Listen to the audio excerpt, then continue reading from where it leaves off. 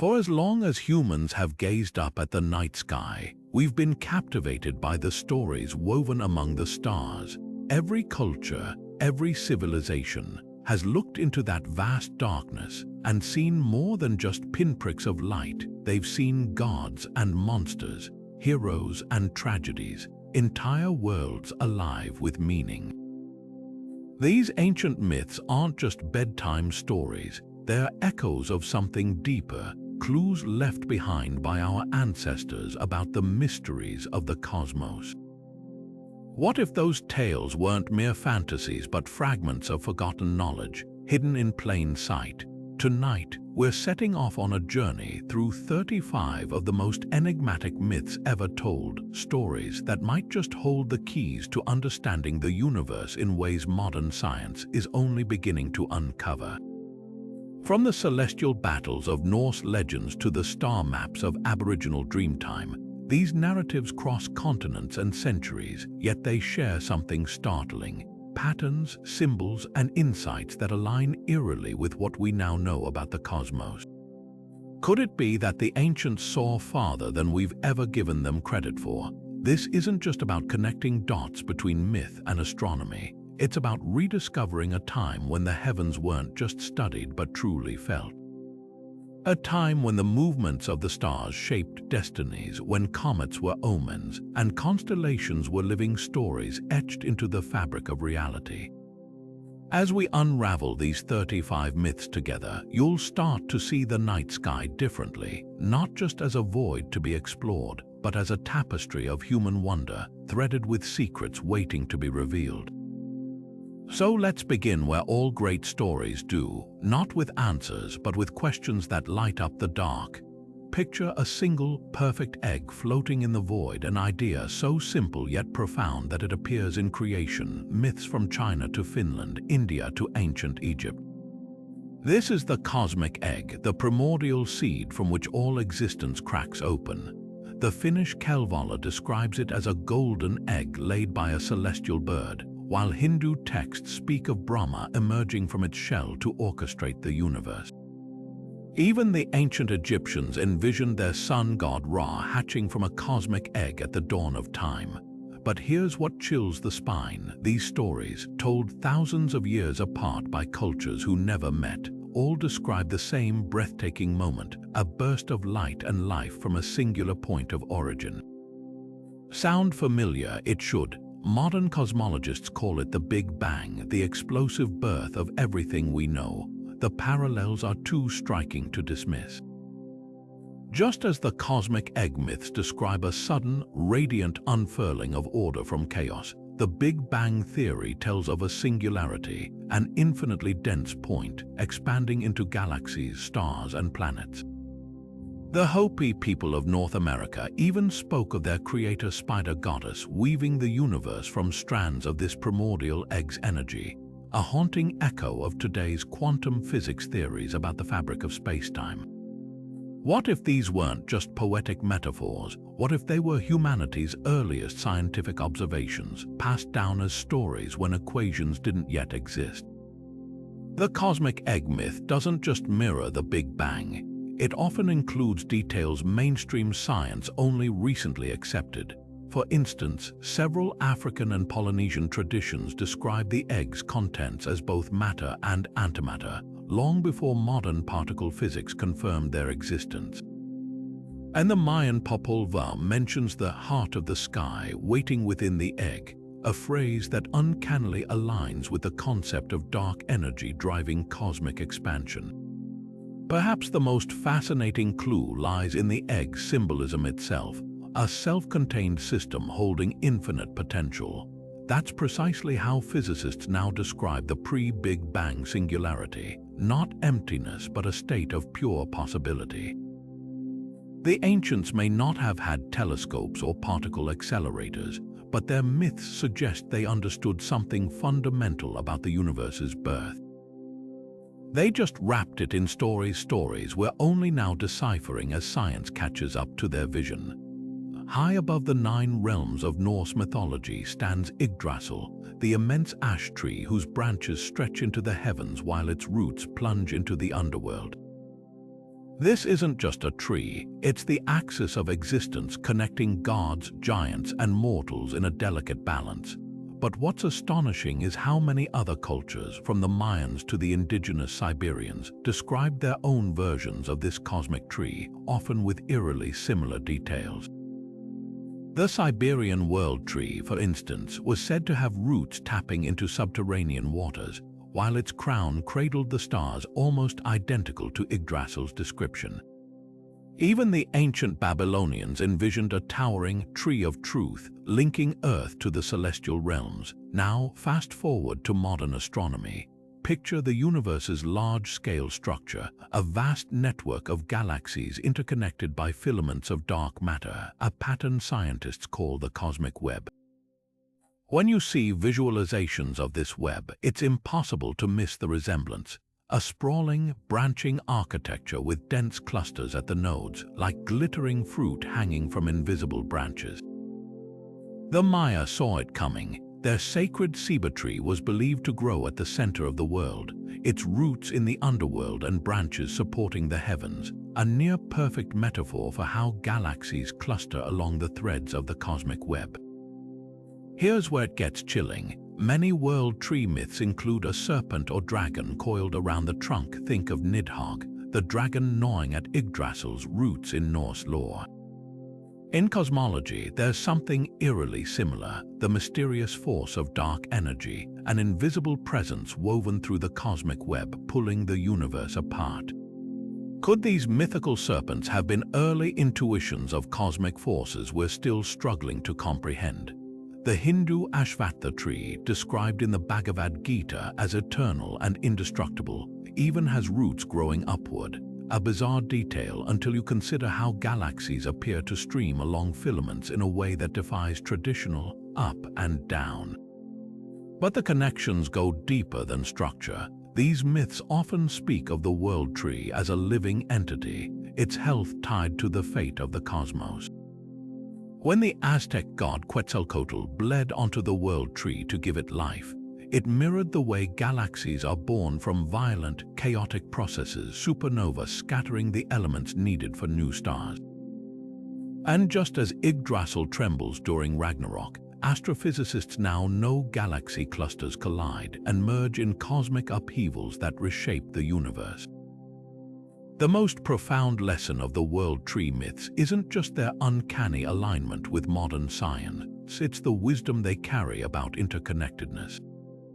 These ancient stories grasped a truth we're only now quantifying, that the cosmos isn't a collection of isolated objects, but a dynamic, breathing network where every part affects the whole. From the roots of Yggdrasil to the farthest strands of the cosmic web, the message is the same. To understand the universe, we must see how it all holds together. Across countless mythologies, one creature slithers through the heavens with startling consistency: the celestial serpent.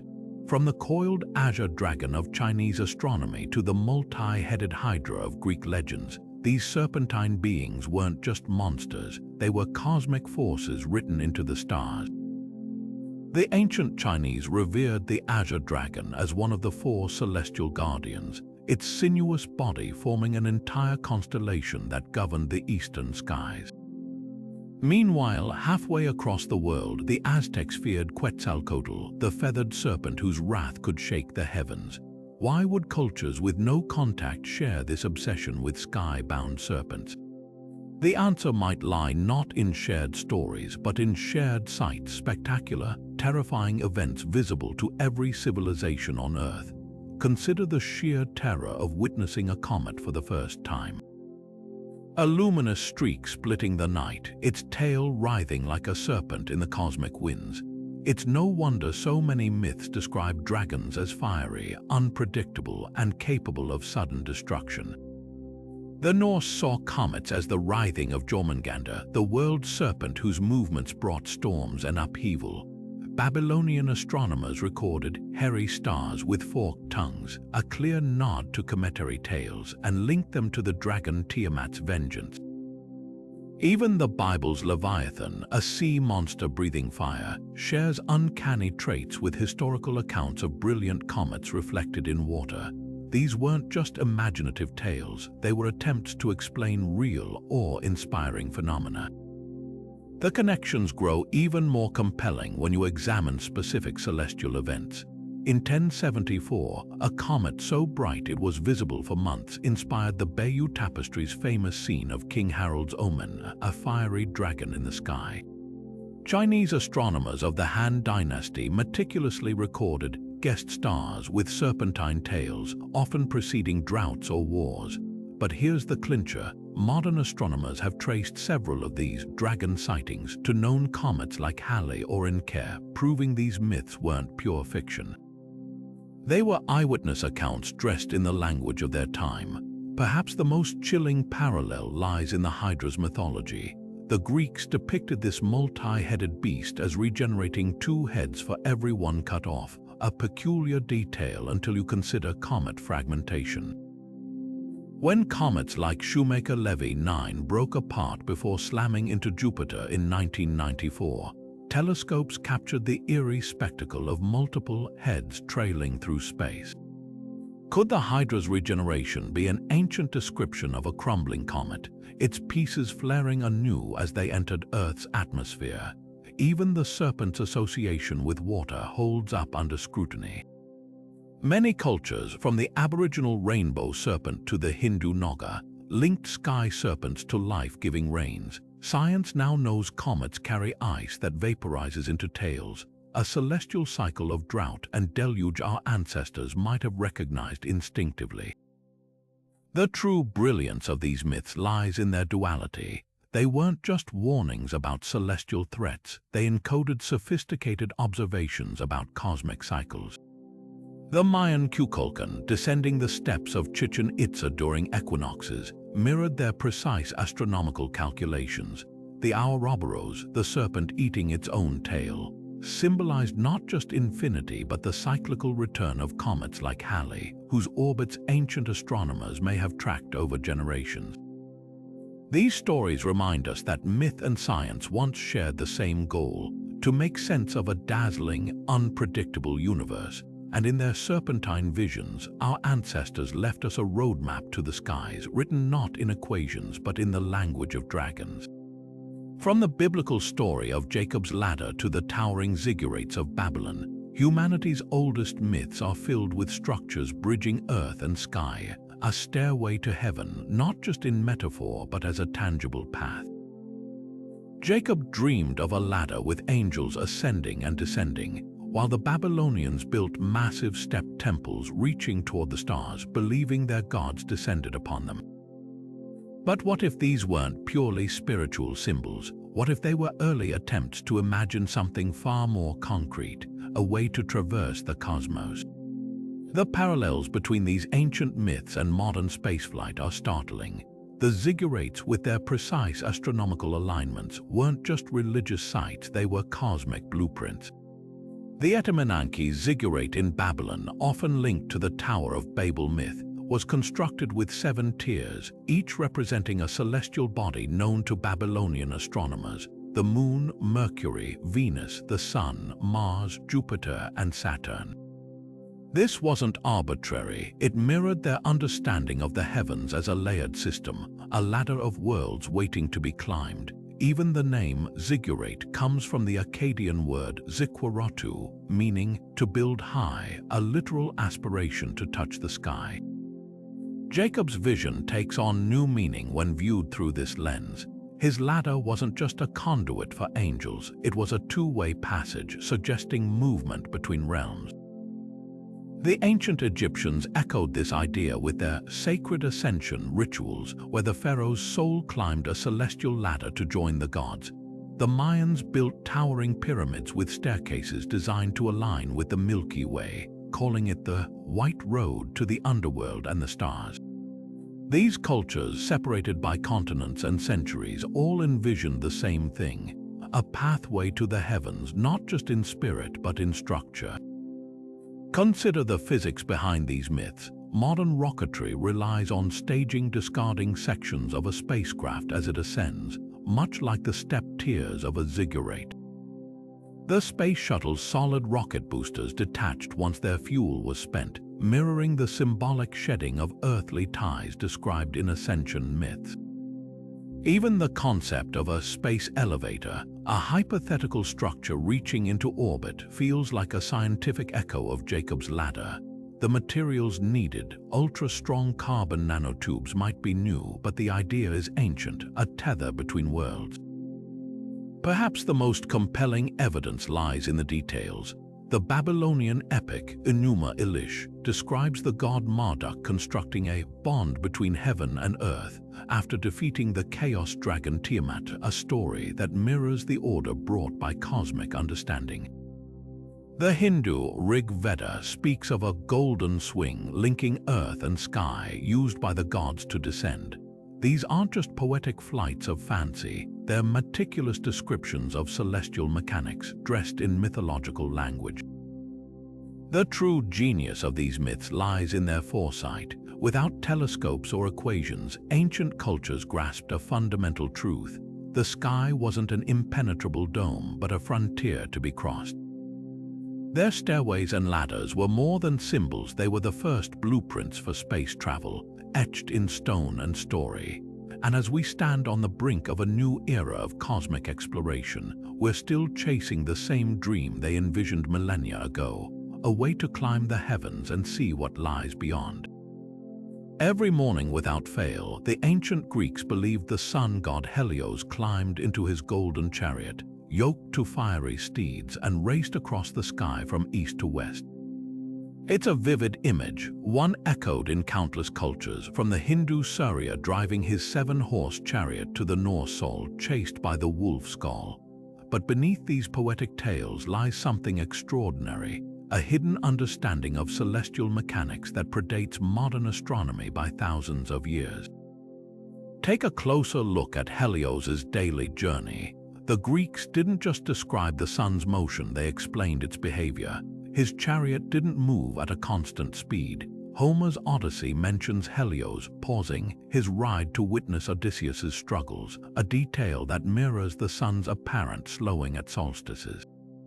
Even the chariot's fiery wheels find a parallel in solar physics' coronal loops. Those massive arcs of plasma swirling around the sun's magnetic fields look eerily like spinning wheels when viewed through modern telescopes. And when myths warn that Phaethon, Helios's reckless son, lost control of the chariot and scorched the earth, that's a near-perfect metaphor for solar flares and their potential to disrupt life on our planet. The real shock comes when you compare these stories to the heliocentric model. Centuries before Copernicus, the Rig Veda described the sun as fixed in the center, with planets revolving around it, a concept visually mirrored in Surya's chariot wheels, which Hindu texts say turn without moving. The Aztec Tonatiuh, another sun god, was depicted at the center of the cosmic calendar stone, surrounded by orbiting symbols representing celestial bodies. Even the Greek myth of Helios's palace in the east, where he rested at night, hints at an intuitive grasp of relativity. From Earth's perspective, the sun does vanish in the east each evening, only to reappear as if returning from a distant dwelling. But the most compelling evidence lies in the chariots themselves. These weren't simple vehicles, they were intricate cosmic models. Norse myths describe Sol's chariot as having cooling shields to protect the Earth from excessive heat, an uncanny foreshadowing of the ozone layer's protective function. The Babylonian Shamash was said to ride a chariot with gem-studded reins, possibly reflecting early observations of sunspots, those dark blemishes that ancient Chinese astronomers recorded as flying birds on the sun's face. And when Egyptian texts mention Ra's solar bark navigating celestial rivers, they might have been describing the sun's path through the Milky Way, a concept modern astronomy confirms. What makes these myths revolutionary isn't just their accuracy, it's their purpose. They weren't mere stories but teaching tools, embedding complex astronomical knowledge in memorable narratives. The Maya depicted their sun god Kinish Ahau as a jaguar, an animal that sees clearly in darkness, a poetic nod to the sun's ability to illuminate the invisible, much like modern telescopes reveal hidden wavelengths of light. The Persian Mithra, another solar deity, was born from a rock, a possible allusion to the sun's formation from cosmic dust clouds. These details suggest our ancestors weren't just guessing. They were observing, calculating, and encoding celestial truths in myths meant to last millennia. The sun chariot myths remind us that science and storytelling once shared the same language. When Helios reigns in his horses at day's end, or when Surya's 7 horses symbolize the sun's 7 spectral colors, we're seeing more than imagination at work. We're witnessing humanity's first steps toward understanding the cosmos not through equations, but through symbols that still shine as bright as the sun itself. Look up at the full moon on a clear night, and you might just spot the outline of a rabbit crouched as if ready to leap, its silhouette etched into the lunar plains. This isn't just pareidolia, it's a story etched into the collective imagination of East Asia for thousands of years. The legend of the moon rabbit, or jade rabbit, appears in Chinese, Japanese, Korean, and Vietnamese folklore, always pounding medicine in its celestial mortar. But here's what's fascinating: this myth isn't just whimsy. It's a stunning example of how ancient cultures turned observational astronomy into enduring narrative, one that even modern space exploration has accidentally vindicated. The tale varies slightly across cultures, but the core remains. In China's telling, the rabbit was one of 3 animals who offered themselves to feed a starving sage, only for the rabbit, finding no food to give, to throw itself into the fire as an offering. Touched by its sacrifice, the sage placed its image on the moon as a symbol of selflessness. Japan's version speaks of a rabbit who tricked a monkey and a fox into gathering food, then revealed its own offering was moonbeams, earning divine favor. The details differ, but the outcome is the same: a celestial lagomorph forever linked to the lunar surface. Now, let's talk about those dark patches on the moon, the Maria, or seas, that form the so-called rabbit shape. To the naked eye, the larger basalt plains create distinct patterns, and East Asian astronomers didn't just notice them, they mapped them. Ancient Chinese star charts labeled the rabbit's head and rabbit's tail on specific lunar regions, proving this wasn't casual stargazing but systematic study. The rabbit's pestle aligns with the crater Aristarchus, while its mortar mirrors the darker Oceanus Procellarum. This myth wasn't born from random imagination. It was precise celestial cartography disguised as folklore. The rabbit's association with medicine adds another layer of intrigue. In both Chinese and Aztec traditions, lunar deities governed healing herbs. The Aztec goddess Mayahul, linked to the moon, was depicted with rabbits and the agave plant used in medicinal brews. Coincidence? Perhaps not. Recent research suggests certain plants harvested under full moonlight contain elevated levels of bioactive compounds, a phenomenon ancient healers might have observed and encoded into myth. Even the rabbit's pounding motion parallels the rhythmic grinding of herbs in traditional medicine, blurring the line between symbolic tale and practical almanac.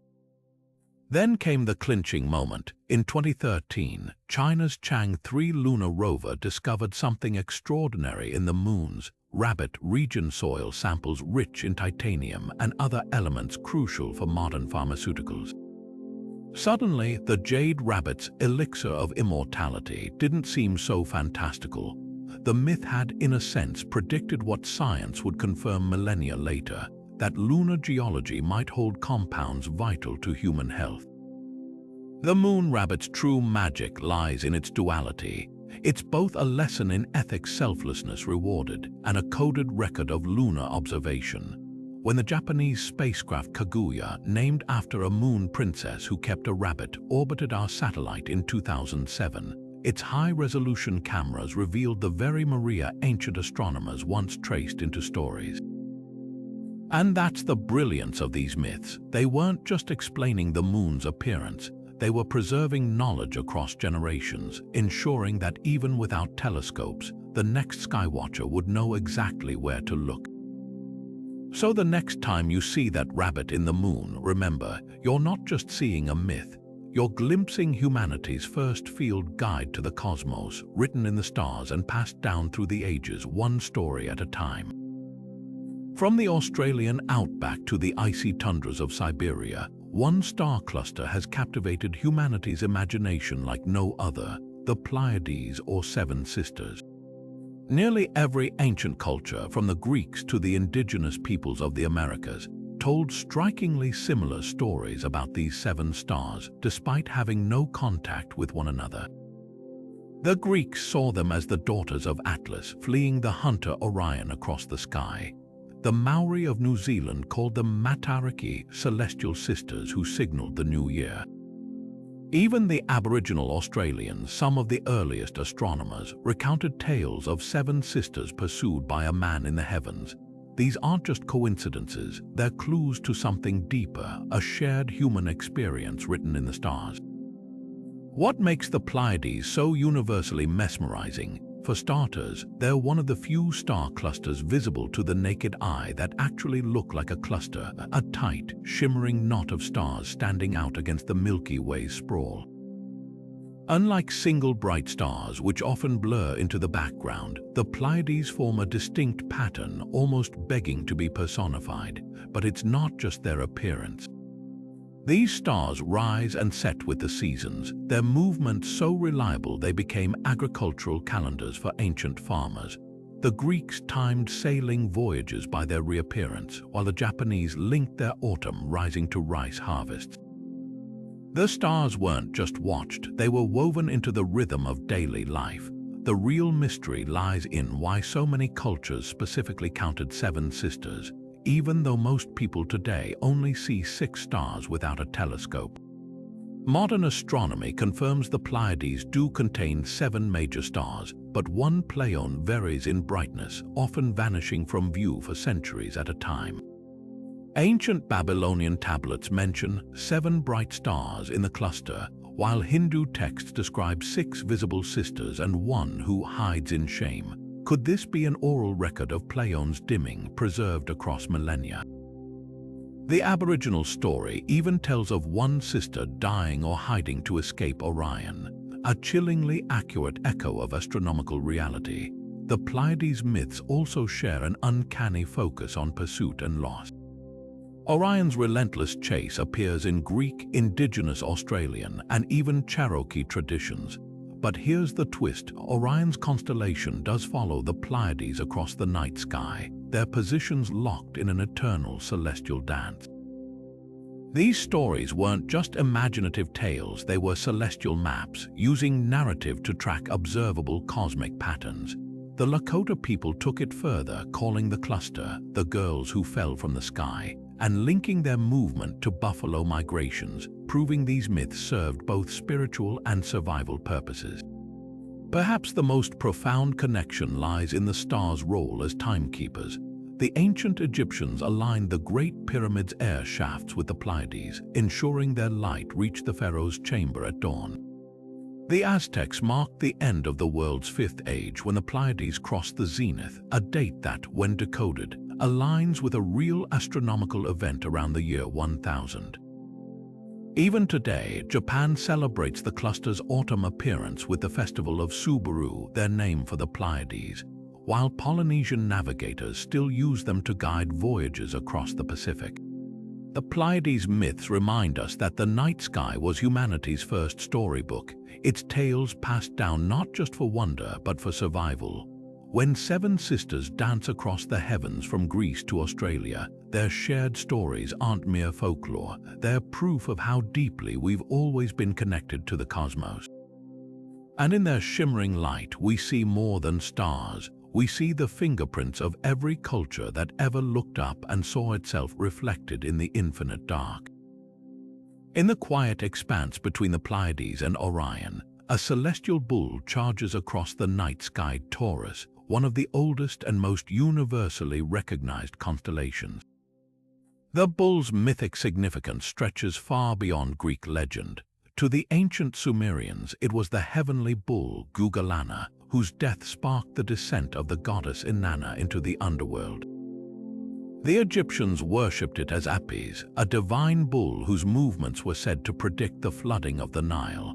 Even the Indus Valley civilization, over 5,000 years ago, carved seals depicting bulls alongside star clusters, suggesting an astronomical connection.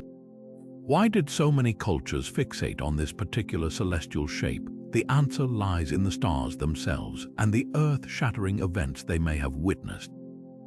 At the heart of Taurus gleams Aldebaran, the fiery eye of the bull, a red giant that pulses like an angry beacon. Surrounding it, the V-shaped Hyades cluster forms the bull's face, while the Pleiades rest on its shoulders like a celestial yoke.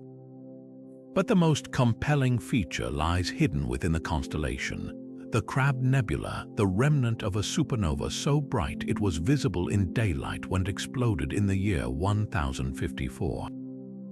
Chinese astronomers recorded it as a guest star, while Native American petroglyphs may depict its sudden appearance. Could the widespread bull myths be cultural memories of this cosmic cataclysm? The timing fits. Around the same era, Mesopotamian texts began describing the bull as roaring or storming, while Greek pottery showed Taurus with flaming horns, details that align eerily with a supernova's violent spectacle. The bull's connection to agriculture adds another layer. Taurus marked the spring equinox for over 2,000 years, its appearance heralding planting season. The Minoans of Crete tied their bull-leaping rituals to this celestial event, their frescoes showing acrobats vaulting over bulls beneath starry motifs. The Babylonians, who first mapped the zodiac, called Taurus the great bull of heaven, linking its position to seasonal rains. Even the Bible's golden calf incident takes on new meaning when you consider that Taurus dominated the spring sky during the Exodus era, a time when cattle were vital for plowing. These weren't just stories, they were survival manuals written in the stars. Then there's the zodiacal light, a mysterious glow sometimes seen along the ecliptic where Taurus resides. Ancient Persians described it as the bull's fiery breath, while Mayan astronomers associated it with the god Huracan's stormy winds. Modern science reveals its sunlight reflecting off cosmic dust, but the persistence of these descriptions across continents suggests our ancestors noticed and mythologized this phenomenon long before telescopes existed. Perhaps the most haunting clue lies in the Lascaux cave paintings. 17,000 years ago, Paleolithic artists painted bulls alongside dots that may represent the Pleiades and Hyades. If correct, this means humans were tracking Taurus's stars before the wheel was invented. The cosmic bull isn't just a constellation, it's a time capsule carrying whispers of humanity's first awestruck encounters with the night sky. And in its fiery eye, we glimpse not just myth but memory, the story of how we learned to read the heavens. Stretching across the night sky like a spray of luminous mist, the Milky Way has ignited human imagination since the dawn of time. But here's what's astonishing. Cultures separated by oceans and millennia described its origins in nearly identical terms, not as random stars but as something spilled, scattered, or flowing across the heavens. The ancient Greeks told of infant Hercules sucking so fiercely at the goddess Hera's breast that her milk sprayed across the cosmos, forming the galaxy's ethereal band. Meanwhile, on the other side of the planet, Aboriginal Australians spoke of the Milky Way as a river of stars created when a celestial serpent's body unraveled, its scales becoming glittering constellations. These stories might sound like charming fables, but their similarities point to something deeper, a shared human instinct to explain the cosmos through the familiar, whether it's the nurturing power of milk or the life-giving force of rivers. Dig deeper into Hera's myth and you'll find surprising scientific insight. The spilled milk narrative isn't just poetic, it mirrors the actual structure of our galaxy. Greek astronomers like Aratus described the Milky Way as a circling stream, a phrase that eerily anticipates modern discoveries about the galaxy's spiral arms. Even more striking, the myth specifies that the milk flowed in an arc, not a straight line, aligning with how the Milky Way appears to curve around Earth's night sky. The Greeks may not have known they lived inside a spinning disk of stars, but their mythology accidentally captured its essence. Now, shift focus to the Aboriginal Australian interpretation. Their river of stars wasn't just a static image, it was a dynamic map. The Yolngu people saw the Milky Way as a winding waterway separating celestial hunters from their prey, its dark patches representing ancestral crocodiles and fish. Modern astronomy reveals these dark patches are actually dense clouds of interstellar dust, the very material from which new stars are born. The Yolngu didn't just see a river, they saw a nursery, a place of cosmic creation hidden in plain sight. The parallels don't stop there. Norse mythology described the Milky Way as the ash from the giant Ymir's burning corpse scattered by the gods. Compare that to the actual composition of our galaxy, countless stars formed from the remnants of earlier supernova, literal stellar ashes. The Cherokee called it the way the dog ran, tracing the path of a grain-spilling pup whose trail became stars.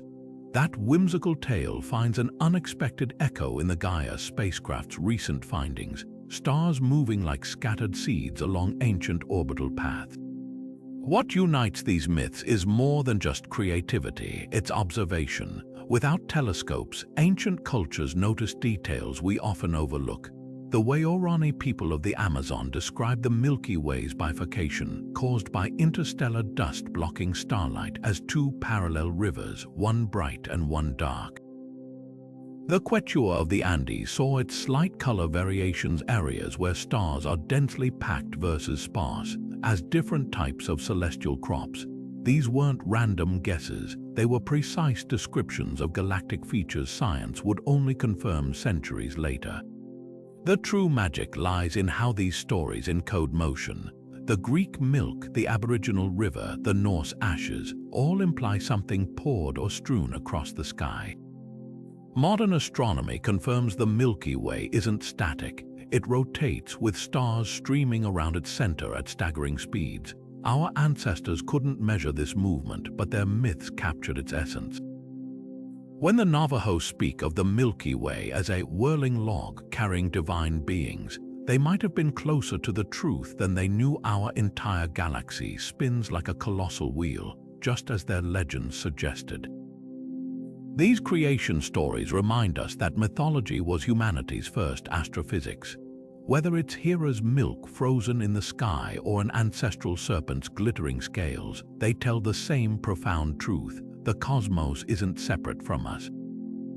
It's made of the same stuff as life, nourishment, water, breath, written large across the night. And in that understanding, our ancestors saw what we're still discovering. The universe doesn't just contain us, it reflects us. When the Nile's waters began to rise each summer, the ancient Egyptians looked to the eastern horizon with both reverence and dread. For there, just before dawn, the brightest star in the night sky would reappear, Sirius, the dog star. Its arrival signaled not just the life-giving floods but a season of scorching heat, earning it the name Sopdet, the Scorcher. Temples were built to align with its heliacal rising, and priests tracked its movements with precision. But Sirius wasn't just a calendar marker, it was a celestial omen. Texts describe it as the soul of Isis, a goddess whose tears of mourning for Osiris were said to cause the Nile's floods. Here's the chilling part: modern astronomy reveals Sirius is actually a binary star system with a tiny, intensely dense white dwarf companion. Could the Egyptians have known? Their myths speak of Sopdet having a hidden companion, a dark force that influenced its behavior, an eerie parallel to a scientific truth invisible to the naked eye. Far to the west, the Dogon people of Mali carried an even more startling tradition. Their oral histories, passed down for generations, describe Sirius as part of a triple star system, a claim that baffled astronomers when first recorded in the 1930s, since no telescope at the time could confirm it. The Dogon spoke of Potolo, Sirius B, as an impossibly heavy, invisible star made of a metal heavier than all iron on Earth. This matches the modern understanding of white dwarfs, collapsed stellar cores so dense that a teaspoon of their material would weigh tons. Even more astonishing, their rituals depicted Sirius B's elliptical 50-year orbit around Sirius A fact only verified by astrophysicists in the 1970s. How could a culture without telescopes possess such precise knowledge? Some argue it points to ancient contact with advanced civilizations, while others suggest meticulous long-term sky observation. Either way, the doggone myths force us to reconsider what primitive astronomy really means. The Greeks, too, wove Sirius into their lore, but with a darker twist. They called it the scorching star of Orion's dog, blaming it for the stifling heat of Dog Days summer. Farmers feared its appearance, believing it sapped men's strength and drove dogs mad, a superstition that might stem from Sirius's intense blue-white glare, which can cause atmospheric distortion visible to sharp-eyed observers. Even Homer's Iliad describes Achilles' shield bearing an image of Sirius as a harbinger of war and fever.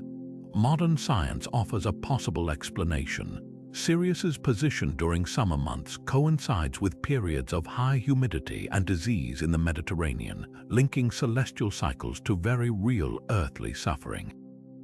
Perhaps the most haunting connection lies in Polynesian navigation myths. For centuries, voyagers used Sirius, called as their guiding star, believing it whispered directions to those who knew how to listen. Recent studies confirm something extraordinary. Pulsations from Sirius B emit low-frequency waves that, while inaudible to humans, create ripples in surrounding space dust.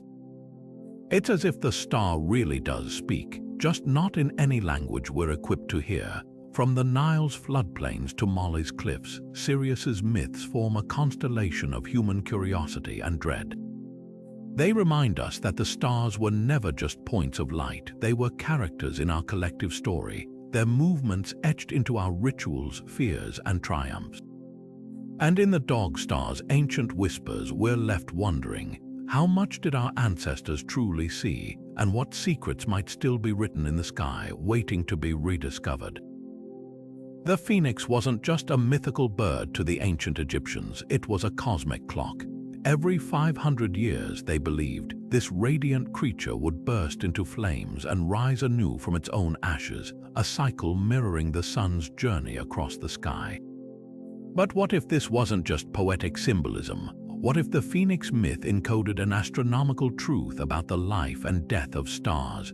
Modern telescopes have revealed something extraordinary. Supernovas, those catastrophic stellar explosions, don't just destroy, they create. In their fiery wakes, they scatter the very elements needed for new stars and planets to form. The phoenix's rebirth isn't just a metaphor, it's the universe's recycling program written in stardust. Consider the mechanics of a supernova. When a massive star exhausts its fuel, it collapses inward before exploding outward with unimaginable force, briefly outshining entire galaxies. To the naked eye, this would look like a sudden, brilliant new star, one that fades over weeks or months, just as the phoenix's fire dims before its resurrection.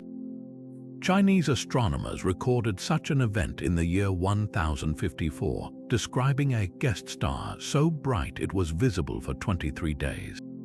The Crab Nebula, that star's remnant, still glows today, its tendrils of gas expanding like wings across the cosmos. The parallels are uncanny, a celestial blaze that seems to die, only to leave behind the seeds of new creation. The phoenix's connection to stellar cycles deepens when you examine its cultural footprints. In Persian mythology, the Simurgh, a phoenix-like bird, lived for 1700 years before immolating itself, a time frame close to the average period between observable supernovas in our galaxy. Greek legends place the phoenix's nest at the heart of the sun, a nod to the nuclear fusion powering stars. Even the phoenix's iconic tears, said to heal wounds, find an echo in supernova-synthesized elements like iron, which flows in our blood, linking cosmic death to biological life. But the most compelling evidence lies in the aftermath. Supernovas forge heavy elements gold, silver, uranium, and hurl them into space where they eventually coalesce into new worlds. The Phoenix myth captures this perfectly. Its ashes were said to birth a worm that grew into the next phoenix, just as stellar debris condenses into protoplanetary disks.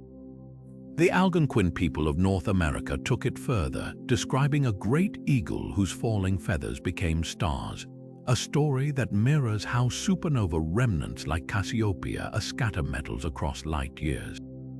The phoenix's true brilliance isn't just its cyclical resurrection, it's the specificity of its lore. Ancient texts describe the bird building a nest of aromatic branches before combustion, a detail that aligns with modern observations of supernova precursors. Massive stars often shed material in their final years, creating circumstellar nests of gas. When the Roman naturalist Pliny wrote of the phoenix's radiant purple and gold plumage, he might have been unknowingly depicting the vibrant hues of ionized oxygen and sulfur in nebulas like NGC 6302, the so-called Butterfly Nebula. This myth endures because it speaks to a fundamental cosmic truth. Destruction and creation are two sides of the same coin. Every time we look at a supernova remnant, the delicate filaments of the Veil Nebula, the swirling chaos of Tycho's remnant, we're seeing the phoenix's promise fulfilled. The stars die so that we may live, their ashes woven into our bones, our breath, the very screens on which these words appear. The ancients may not have known nucleosynthesis, but their stories grasped its essence. From fire comes life, and from death, rebirth. And in that understanding, they built a bridge between myth and science, one that still burns bright across the centuries. Deep in the cosmic furnace where stars go to die, the universe keeps its most extraordinary workshop. The Greeks called its master Hephaestus, the limping god who forged Zeus's thunderbolts in his subterranean smithy. The Romans knew him as Vulcan, crafting divine weapons amid volcanic flames.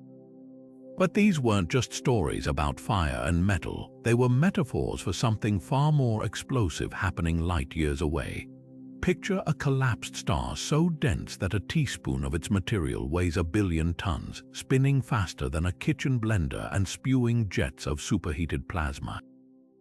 Welcome to the realm of neutron stars, the real cosmic blacksmiths whose existence might explain why so many cultures envisioned celestial smiths hammering out creation itself. Neutron stars are the universe's ultimate forgers. Born from supernova explosions, their stellar corpses so compressed that their protons and electrons fuse into neutrons, creating a material unimaginably denser than anything on Earth. When the Hindu god Vishvakarma, another celestial smith, was said to shape the universe with a golden hammer, he might have been describing the incomprehensible forces at work in these stellar remnants. Their magnetic fields are a quadrillion times stronger than Earth's, powerful enough to rip atoms apart and reshape subatomic particles. And just like Hephaestus's mythical workshop, neutron stars are messy workplaces. The Crab Pulsar, a neutron star at the heart of the Crab Nebula, spins 30 times per second, flinging out radiation like sparks from a grinding wheel. Now consider this: neutron stars are cosmic alchemists. Under their crushing gravity, nuclear reactions occur that don't happen anywhere else in nature, forging heavy elements like gold, platinum, and uranium. The Norse myth spoke of Brokkr and Sindri, dwarf brothers who crafted Thor's hammer from a star's heart, a poetic nod to how neutron star collisions sprinkled precious metals across the galaxy. In 2017, astronomers witnessed such an event firsthand when two neutron stars collided in galaxy NGC 4993. The resulting kilonova explosion rained down enough gold to outweigh Earth 50 times over. Suddenly, legends about gods forging treasure in the stars didn't seem so far-fetched.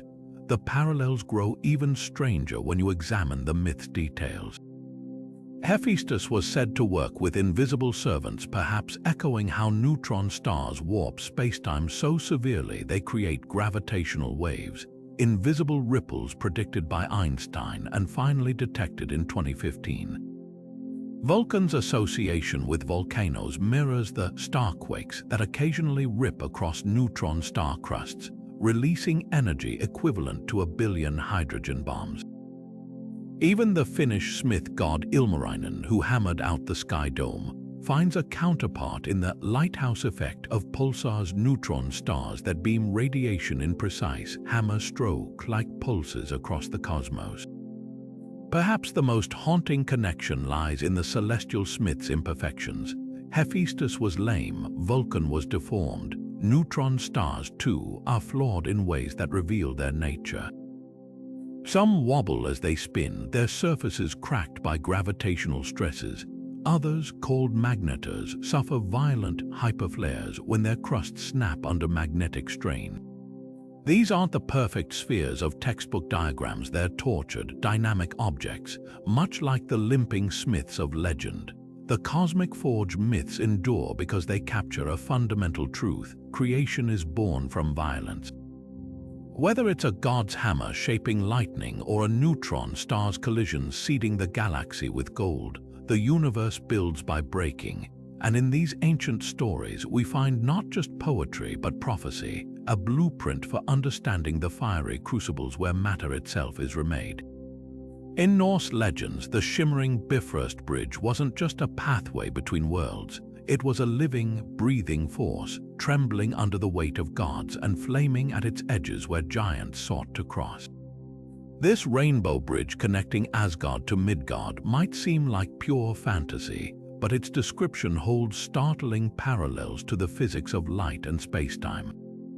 When the prose Edda describes Bifrost as 3 colors burning with fire, it mirrors exactly how a prism splits sunlight into red, green, and blue bands, the very foundation of how human vision processes color.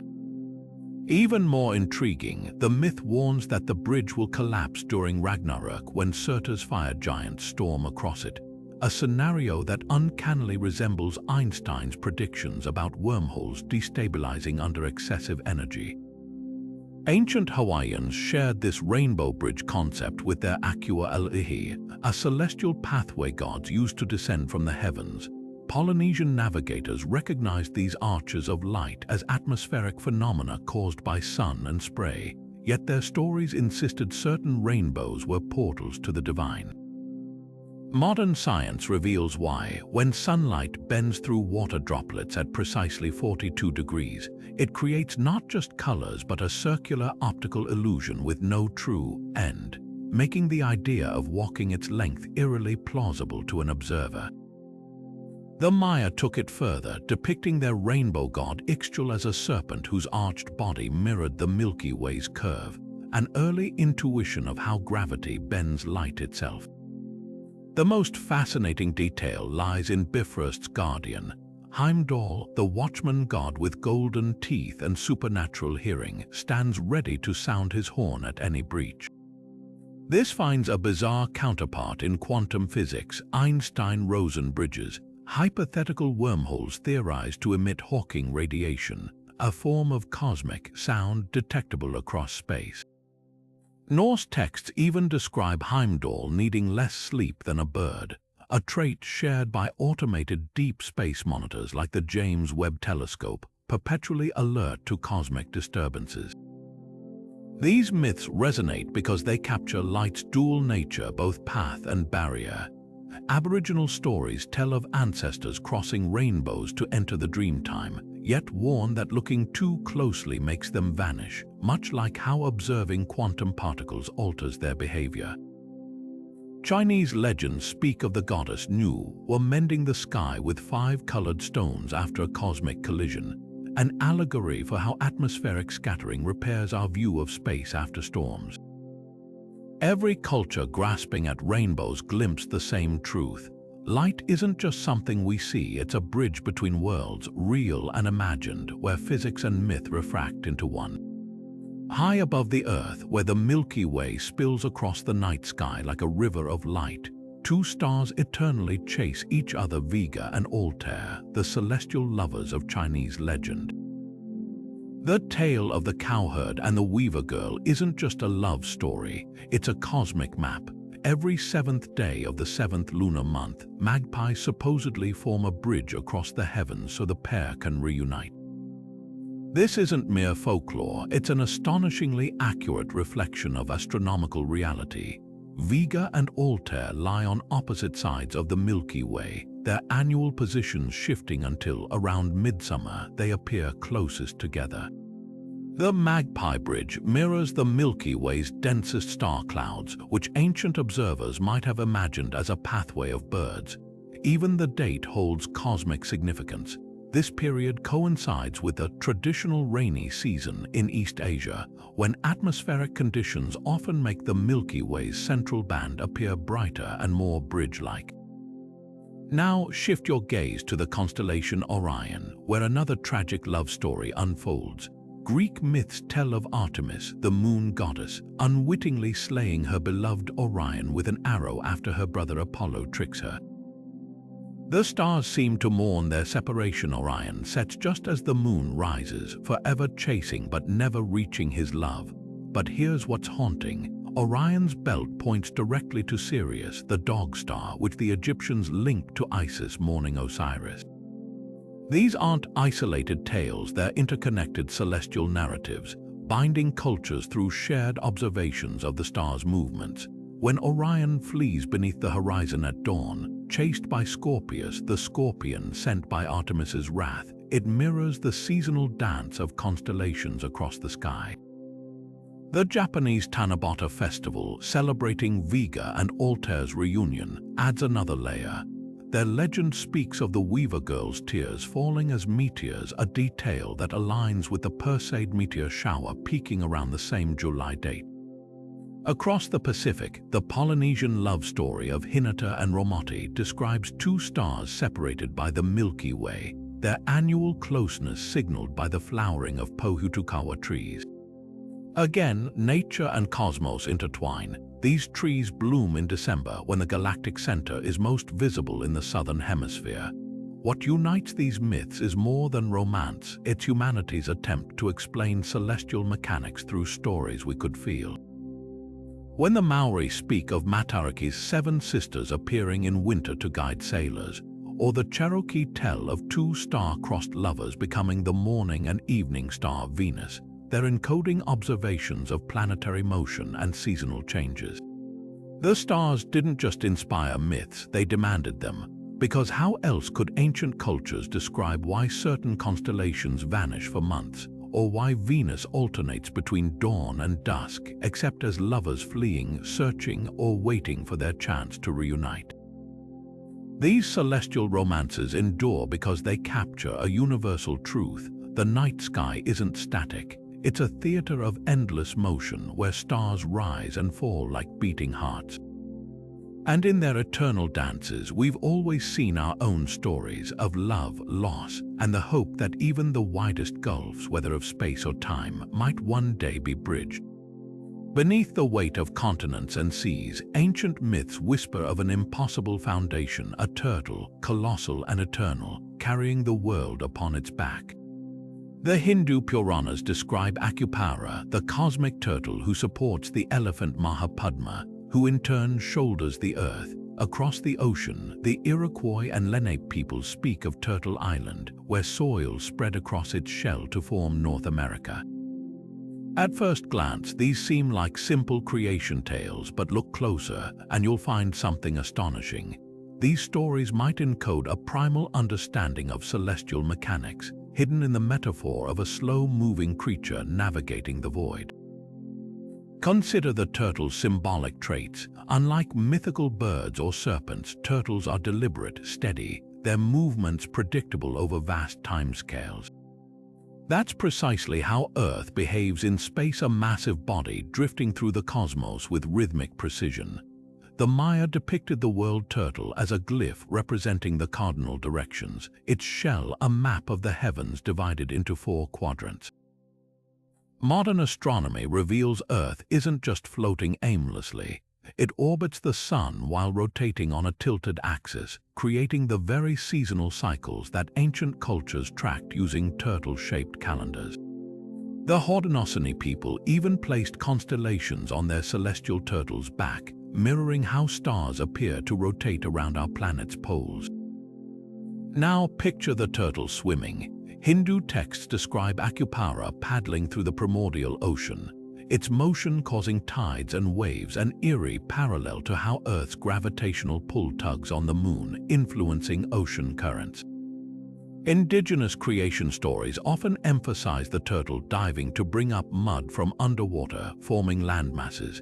Science confirms Earth's crust is constantly reshaped by tectonic forces, with continents rising and sinking over millennia. The turtle's dives might symbolize these geological cycles compressed into mythic time.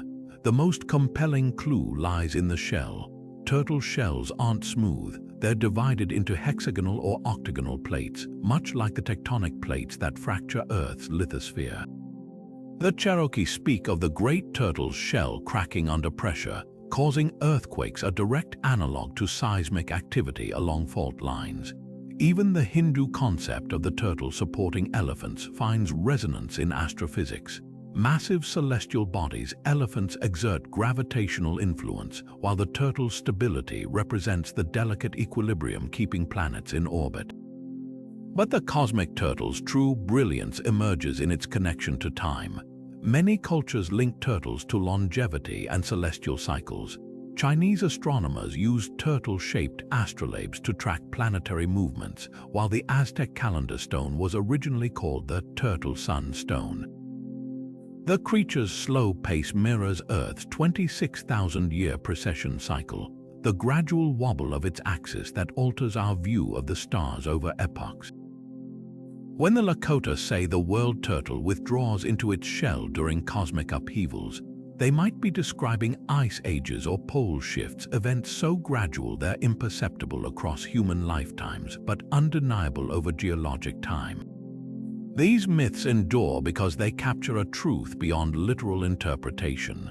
The cosmic turtle isn't just a fanciful pedestal for the Earth, it's a symbolic blueprint for understanding stability in motion. Our planet isn't static, it's a traveler spinning through space while anchored by gravity's invisible shell. And in that ancient image of a turtle swimming through darkness, our ancestors glimpsed a profound reality. We're all riders on a celestial journey, carried across the universe on a shell we're only beginning to map. Among the snow-laden forests of Scandinavia, the Sami people tell of a mystical deer, its coat shimmering with colors no earthly creature could bear. As it races across the sky, its hooves kick up sparks that ignite the heavens, painting the night with swirling greens and violets. This is the Northern Lights deer, a being woven from auroras and starlight. But this isn't just a beautiful fable, it's a startlingly accurate personification of one of nature's most dazzling phenomena. The Sami weren't just describing what the aurora borealis looked like, they were explaining how it worked centuries before science caught up. The Sami's celestial deer finds uncanny echoes across the Arctic.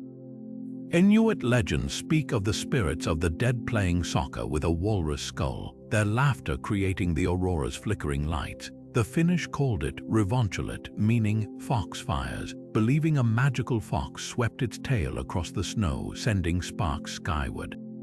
What unites these myths isn't just their vivid imagery, it's their shared focus on motion and collision. The Sami deer's fleeing hooves, the Inuit's bouncing skull, the Finnish fox's swishing tail, all mirror the actual physics of auroras, charged solar particles slamming into Earth's atmosphere like cosmic pinballs. Modern science reveals the aurora's colors come from these violent interactions. Oxygen molecules struck by solar winds glow green, while nitrogen emits purples and reds, precisely the hues described in Sami tales of the deer's radiant hide. Even the aurora's unpredictable dance aligns with the myths. The Sami warned that whistling at the lights would make them descend and carry you away, a poetic nod to how geomagnetic storms intensify when solar activity peaks, making the auroras seem to reach toward observers. The celestial deer's path across the sky might hold the deepest clue. Sami shamans used drum skins painted with star maps and reindeer migrations to navigate a practice modern researchers have linked to predicting auroral displays. The deer's run traces the same oval-shaped aural zone that circles Earth's magnetic poles. When the Sami spoke of the deer pausing to drink from celestial streams, they might have been describing the way auroras cluster near Earth's magnetospheric cusp, where solar particles funnel down like water into a whirlpool. Perhaps the most haunting parallel lies in timing. The Sami associated the lights with the reindeer's annual migration, a cycle now known to sync with the 11-year solar maximum, the period when auroras are most frequent. Their myths didn't just personify the lights, they encoded an observational calendar, blending cosmic events with ecological rhythms. These stories remind us that mythology was humanity's first physics textbook. When the Sami shaman beat his drum to summon the celestial deer, he wasn't just performing ritual, he was tracing the invisible forces that connect Earth to the Sun, a dance of particles and magnetism we're only now learning to measure. And in that radiant vision of a sky-spanning deer, we find more than folklore, we find the outline of a truth written in light, waiting centuries for us to decipher its glow. The Star of Bethlehem has ignited debate for centuries. Was it a miracle, a metaphor, or something written in the stars themselves? Matthew's Gospel describes it as a celestial sign that rose in the east and stood over Bethlehem, guiding the Magi to the newborn Jesus. While theologians have long pondered its spiritual meaning, astronomers have scoured ancient records for clues, uncovering several startling possibilities that merge faith and science in unexpected ways. One compelling candidate is a rare planetary conjunction. In the year 7 BCE, Jupiter and Saturn aligned 3 times in the constellation Pisces, an event so unusual it wouldn't recur for 800 years. Babylonian astronomers recorded these gatherings, and to astrologers of the time, the symbolism would have been explosive. Jupiter symbolized kingship, Saturn represented justice, and Pisces was tied to ancient Israel. A triple meeting of these celestial bodies could easily be interpreted as a divine announcement, a king of justice born in Judea.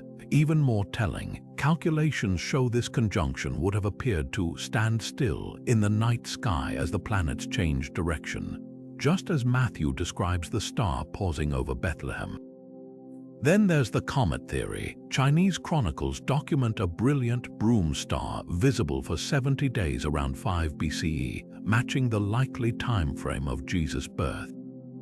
Halley's comet blazed across the sky in 12 BCE, but another non-periodic comet could explain the Gospel's star that rose.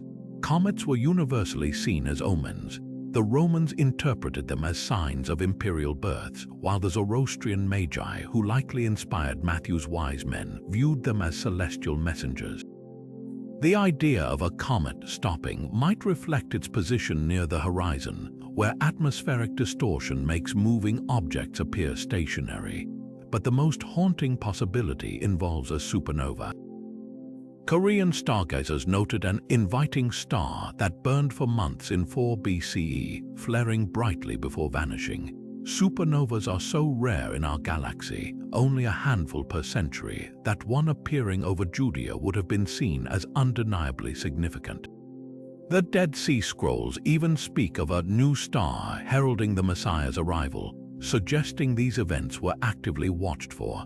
Modern radio telescopes have since detected a supernova remnant near Bethlehem's latitude that fits the timeline, its ghostly glow lingering like an echo of that ancient light. Perhaps the most profound insight comes from merging these theories. The Magi were likely astrologer priests from Persia, trained to track celestial patterns. A convergence, say, Jupiter's regal brilliance passing near a supernova's fiery glow, could have signaled the King of Kings, their traditions foretold. The star's movement might reflect planetary retrograde motion, where planets like Jupiter appear to backtrack in the sky, creating the illusion of guidance. Even the timing aligns. December 25th was already linked to solstice celebrations of light's return, making it a symbolic birthday for a light of the world. What makes the Star of Bethlehem endure isn't just its mystery, but its bridge between worlds. Whether divine sign or celestial coincidence, it reminds us that the heavens have always been humanity's first storybook, their light speaking a language deeper than words. And in that silent dialogue between faith and science, we find not contradictions but different verses of the same cosmic hymn. In the stillness before creation and the chaos of its dissolution, there is one figure eternally in motion, the Hindu god Shiva, his limbs outstretched in a dance that churns the cosmos itself. Known as the Nataraja, or Lord of the Dance, his bronze depictions show him balanced on one foot, surrounded by a ring of fire, one hand holding the drum of creation while another gestures toward liberation. At first glance, it's a breathtaking work of sacred art, but peer closer and you'll find something astonishing. This isn't just a deity in motion. It's a perfect metaphor for the universe's ceaseless entropic dance, a concept modern physics would only formalize millennia later. Shiva's dance isn't arbitrary. Every element holds cosmic significance. The fire circle, that's Prakriti, the primal matter of the universe, constantly consumed and reborn. The drum in his right hand beats the rhythm of creation, echoing the Big Bang's initial pulse. The flame in his left, destruction, yes, but also transformation, the necessary counterpart to birth. Even his crushed foot pinning the dwarf Apasmara symbolizes the triumph over ignorance, a nod to how entropy dissolves order into chaos unless energy is actively applied. This isn't mysticism, it's thermodynamics in narrative form, depicting a universe forever balancing creation and decay. Now consider the science. The second law of thermodynamics states that entropy, a measure of disorder, always increases in an isolated system. Stars burn out, galaxies scatter, even black holes evaporate over eons. Shiva's dance mirrors this perfectly. His movements aren't linear but cyclical, reflecting how the universe self-organizes even as it unravels.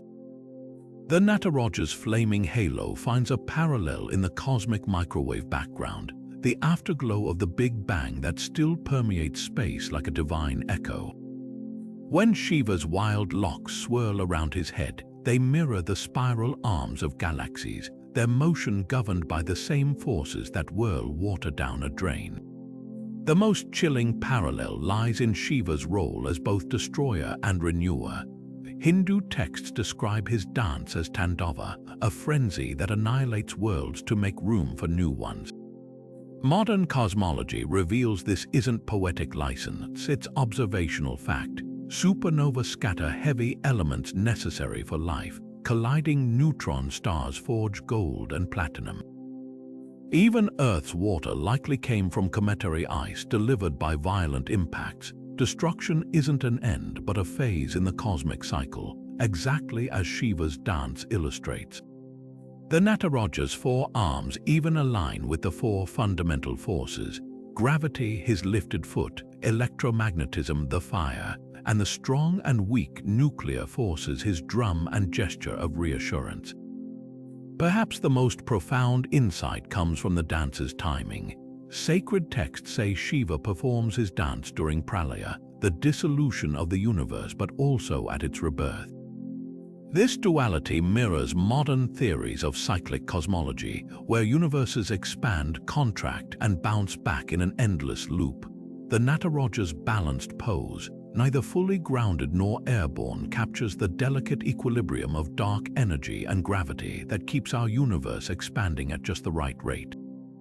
Even the dwarf beneath his foot fits. Apasmara represents disorder, just as entropy lurks beneath all physical processes, waiting to rise unless energy is expended to restrain it.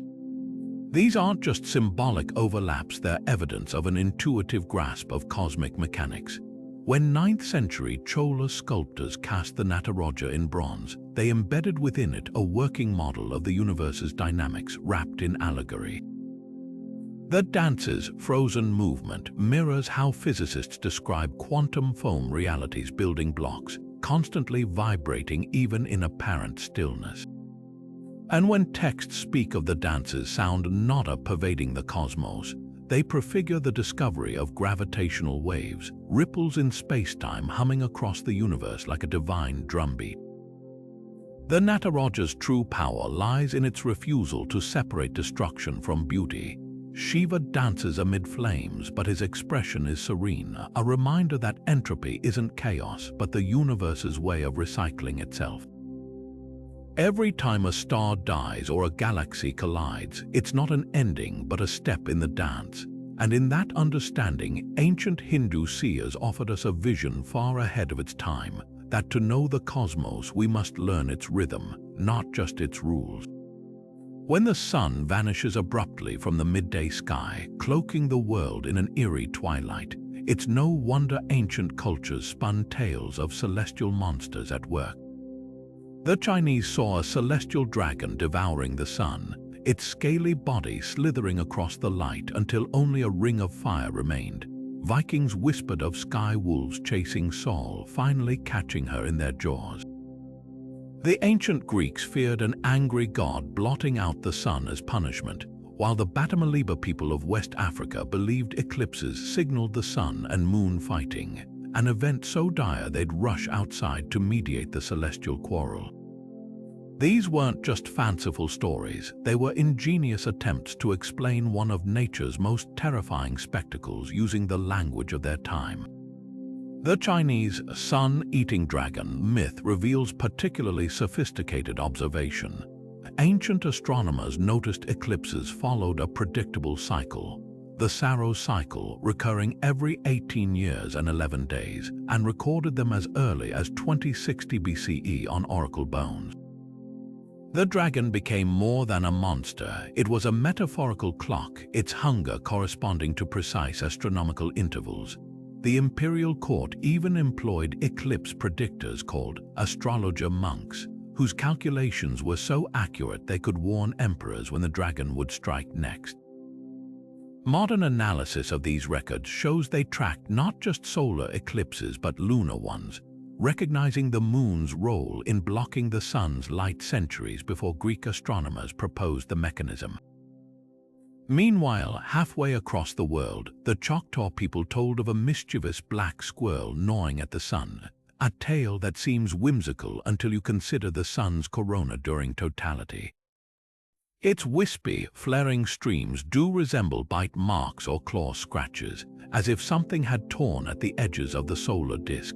Indigenous Australian eclipse myths often involve a spirit man throwing boomerangs that momentarily obscure the sun, an image that mirrors how the moon's shadow races across Earth at over 1,000 miles per hour during an eclipse. Even the Incan myth of a puma attacking the sun aligns with the fleeting, predatory nature of totality, its claws represented by the brief, jagged shadows cast by leaves as sunlight filters through valleys on the moon's edge. What's most striking about these myths isn't just their creativity, but their shared focus on restoration. Nearly every culture emphasized the sun's return as a collective triumph. The Chinese banged drums and shot arrows to scare the dragon away, while Korean folktales describe dogs barking at the sky until the monster spat the sun back out.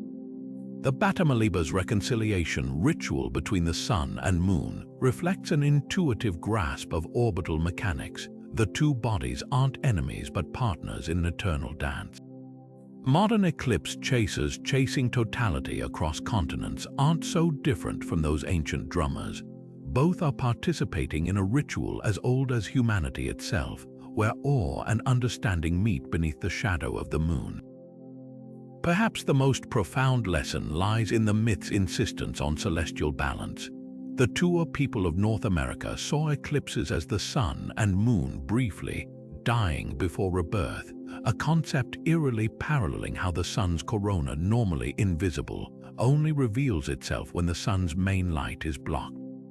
In that moment of darkness, we glimpse the hidden workings of the cosmos, just as our ancestors did when they wove their stories. The dragon wasn't just a villain, it was a teacher revealing truths about time, motion, and our place in the universe, one gulp of sunlight at a time. Look up at the constellation Gemini on a clear night, and you'll spot them, two bright stars side by side, inseparable even in the vastness of space. To the ancient Greeks, these were Castor and Pollux, the divine twins born from the same egg yet destined for vastly different fates. One mortal, one immortal, their story seems like pure myth until you point a telescope their way. What you'll find isn't just two stars but six, a dizzying celestial dance of gravitationally bound suns spinning around one another in an endless cosmic embrace. The Greeks may not have known about binary star systems, but their twin myths accidentally mapped the universe's love affair with stellar pairs. The science behind Castor and Pollux's modern identity is even more fascinating. Pollux, the brighter of the two, is an orange giant quietly burning out, ironic for the twin-granted immortality.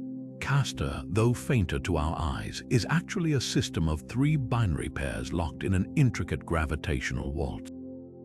This means what appears as a single point of light is really six stars, two sets of twins dancing with a third pair, a celestial family mirroring the mythological twins' complex bond. Ancient star charts from Babylon to Mesoamerica depict Gemini as twins holding hands or linked by celestial cords, unknowingly illustrating how binary stars orbit a shared center of gravity, forever connected across the void. But the cosmic twins phenomenon isn't unique to Greek lore. The Navajo speak of monster slayer and born for water, heroic twins who journeyed to their father the sun to gain power over darkness. Their story aligns eerily with how binary stars often form sibling suns born from the same collapsing gas cloud, one frequently outshining the other. Polynesian navigators revered the twin stars of Mahutonga, our Alpha and Beta Centauri, as anchors for their voyaging canoes, recognizing their fixed relationship in the sky. Even the Yoruba people of West Africa worshipped the Orishas Ibeji, divine twins representing balance, much like how binary stars counterbalance each other's gravitational pull. The real magic lies in the myth's predictive power. Many twin stories describe one sibling as fiery and volatile, the other steady and calm, a perfect metaphor for the most common binary pairings astronomers find today. A raging blue star orbiting a cooler, stable yellow or red companion.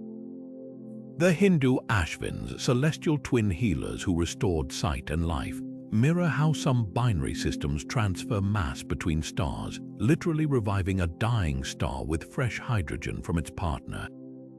When the ancient Egyptians depicted Horus and Set as opposing twins locked in eternal struggle, they might have been describing the gravitational tug of war that can tear binary stars apart over eons.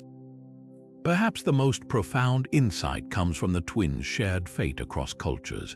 Unlike other myths where heroes part ways, twin legends almost always end with eternal togetherness, whether as constellations, merged spirits, or stars. Science now reveals why binary stars are the rule, not the exception.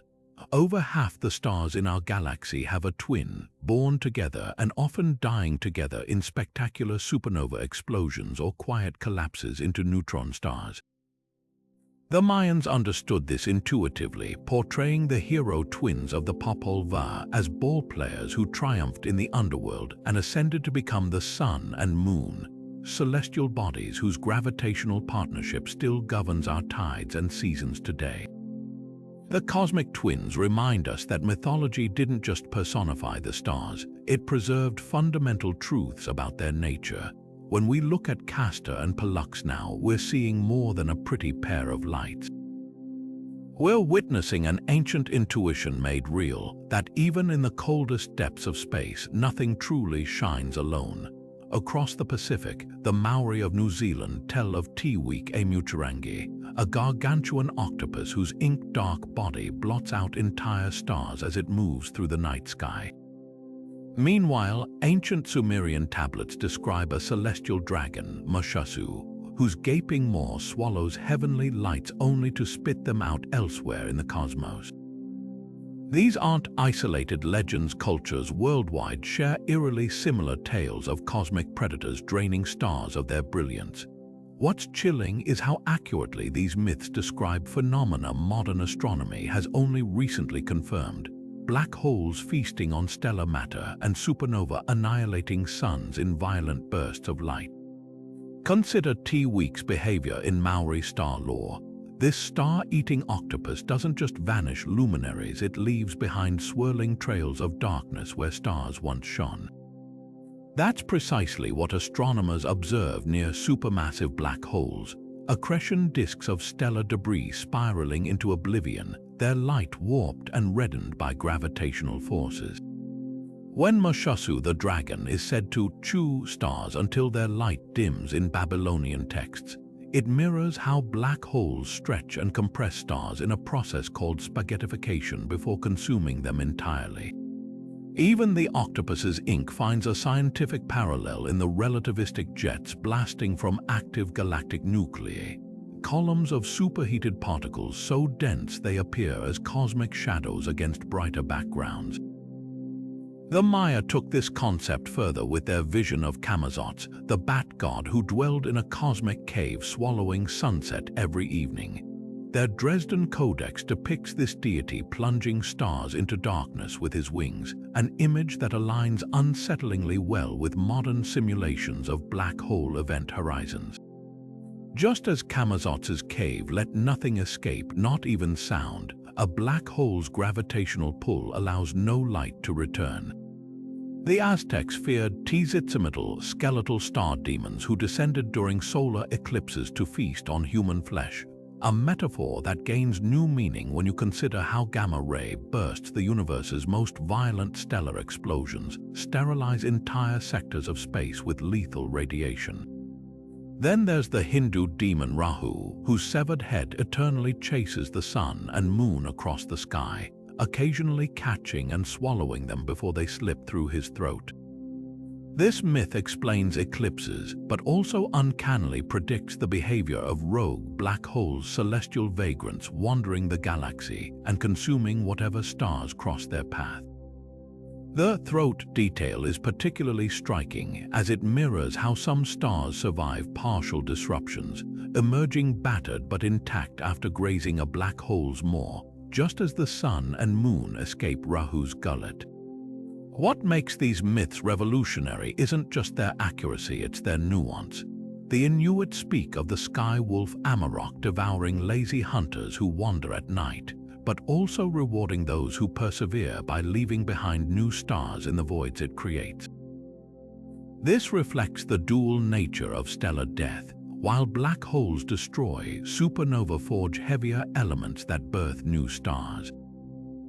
When Norse legends describe the wolf skull swallowing the sun at Ragnarök only for a brighter one to emerge, they're describing the cosmic cycle of stellar regeneration. The same process we now know seeds galaxies with the iron in our blood and the calcium in our bones. These star-eater myths endure because they capture a truth beyond metaphor. The universe isn't static. It's a living, breathing ecosystem where stars are born, consumed, and recycled in an endless celestial feast.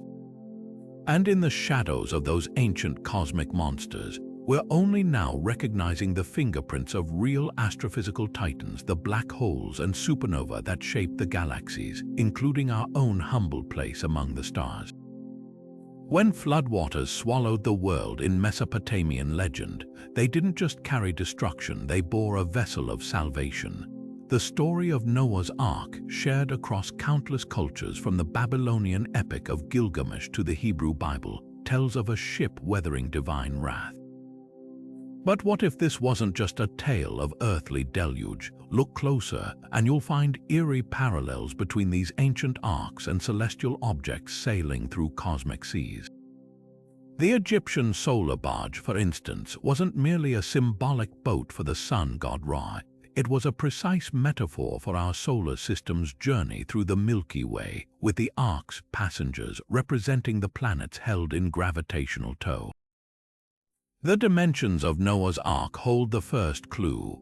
Biblical descriptions give it a length-to-width ratio of 6:1, identical to the proportions of ancient seafaring vessels, yes, but also startlingly close to the estimated shape of our galaxy's local bubble. a cavity in interstellar space carved by supernova. Just as the Ark shielded its inhabitants from drowning, this cosmic bubble protects our solar system from lethal radiation as it drifts through the galaxy. Even the Ark's 3 decks mirror the layered structure of Earth's atmosphere, troposphere, stratosphere, and mesosphere, each a shelter against different types of cosmic storms. Now consider the flood itself. Mesopotamian myths describe waters rising from below the Abzu, or underground aquifers, and above the heavens opening. Modern astrophysics reveals our solar system does the same, periodically passing through the galaxy's denser spiral arms where interstellar gas clouds and cosmic rays surge like tidal waves.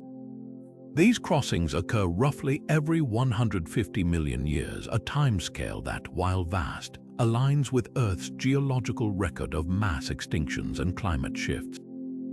Could the Great Flood myths be cultural memories of these galactic crossings, compressed into human-scale narratives?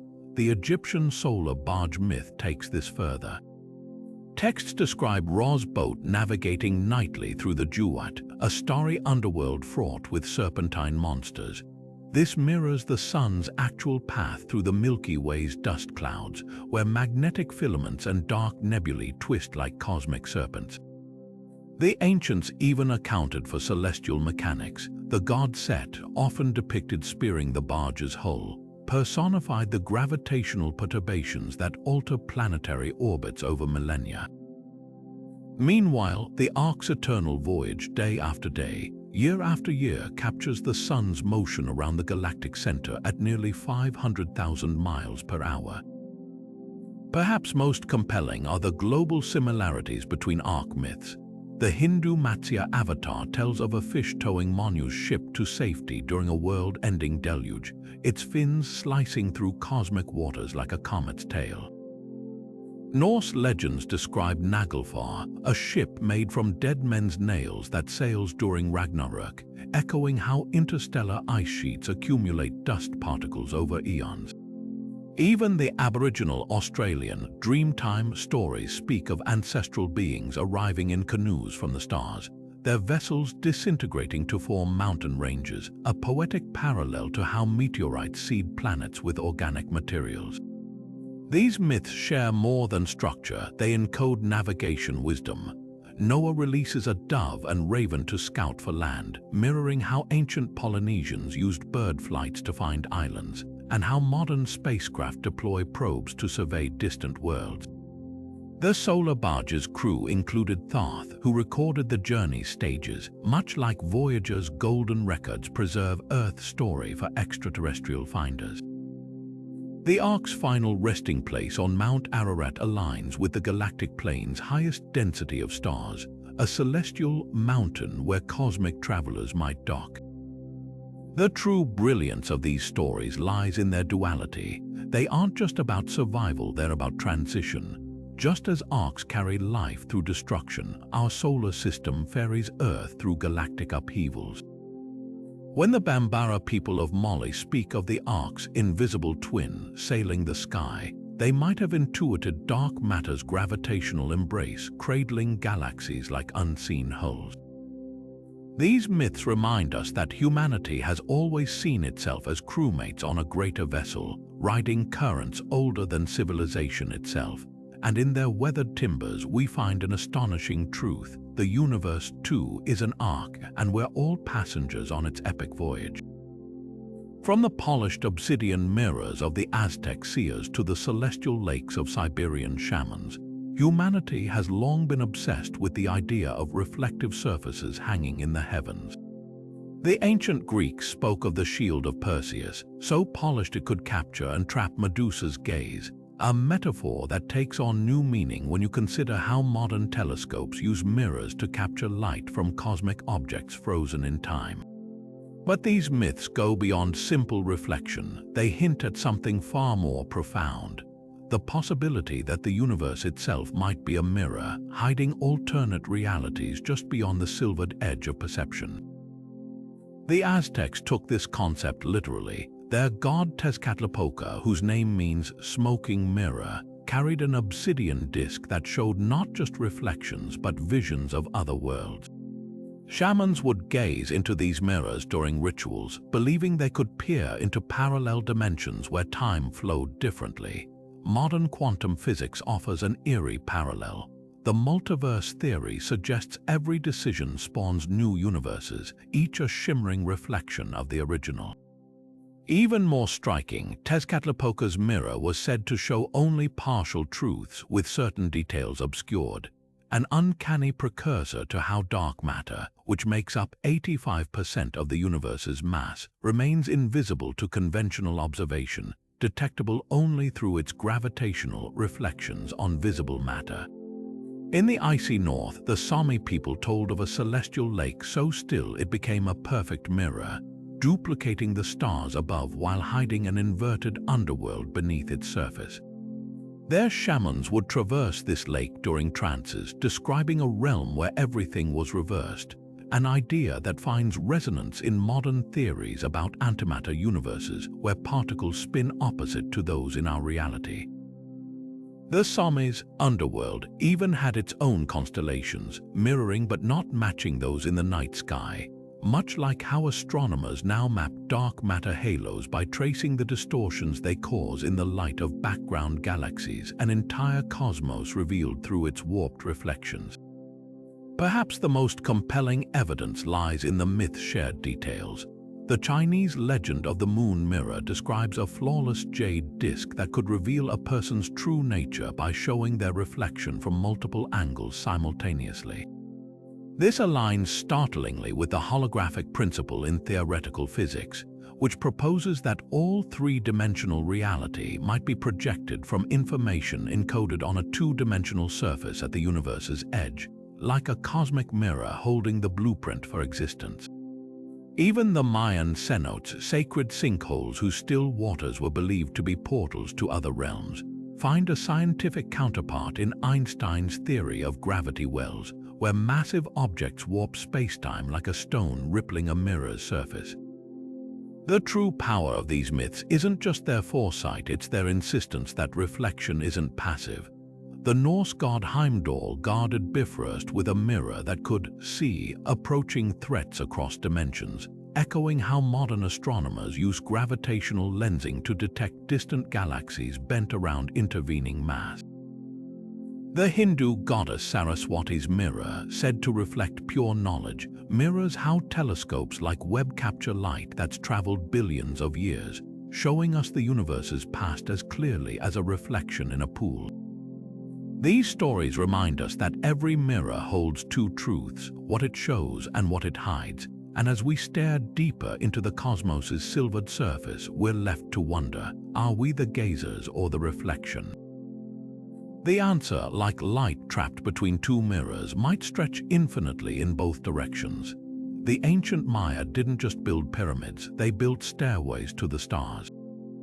At the heart of their cosmos stood the Wakachan, the world tree, a towering ceiba whose roots plunged into the underworld while its branches cradled the heavens. But this was no ordinary tree. Its trunk was a ladder, a shimmering axis woven from celestial vines that allowed shamans and gods to ascend between realms. What's astonishing isn't just the vividness of this image, it's how precisely it mirrors modern theories about the universe's hidden scaffolding, where dimensions might fold and intertwine like the rungs of an infinite cosmic ladder. Climb the steps of El Castillo at Chichen Itza during the spring equinox, and you'll witness the Maya's vision made manifest. As sunlight slithers down the pyramid's balustrades, it creates the illusion of a serpent undulating toward the earth, a visual echo of the Kukulkan, the feathered serpent deity who moved between worlds along the world tree's trunk. This wasn't just artistry, it was advanced celestial engineering. The pyramid's 4 stairways each had 91 steps, totaling 364 plus the platform at the top, marking the days of the solar year.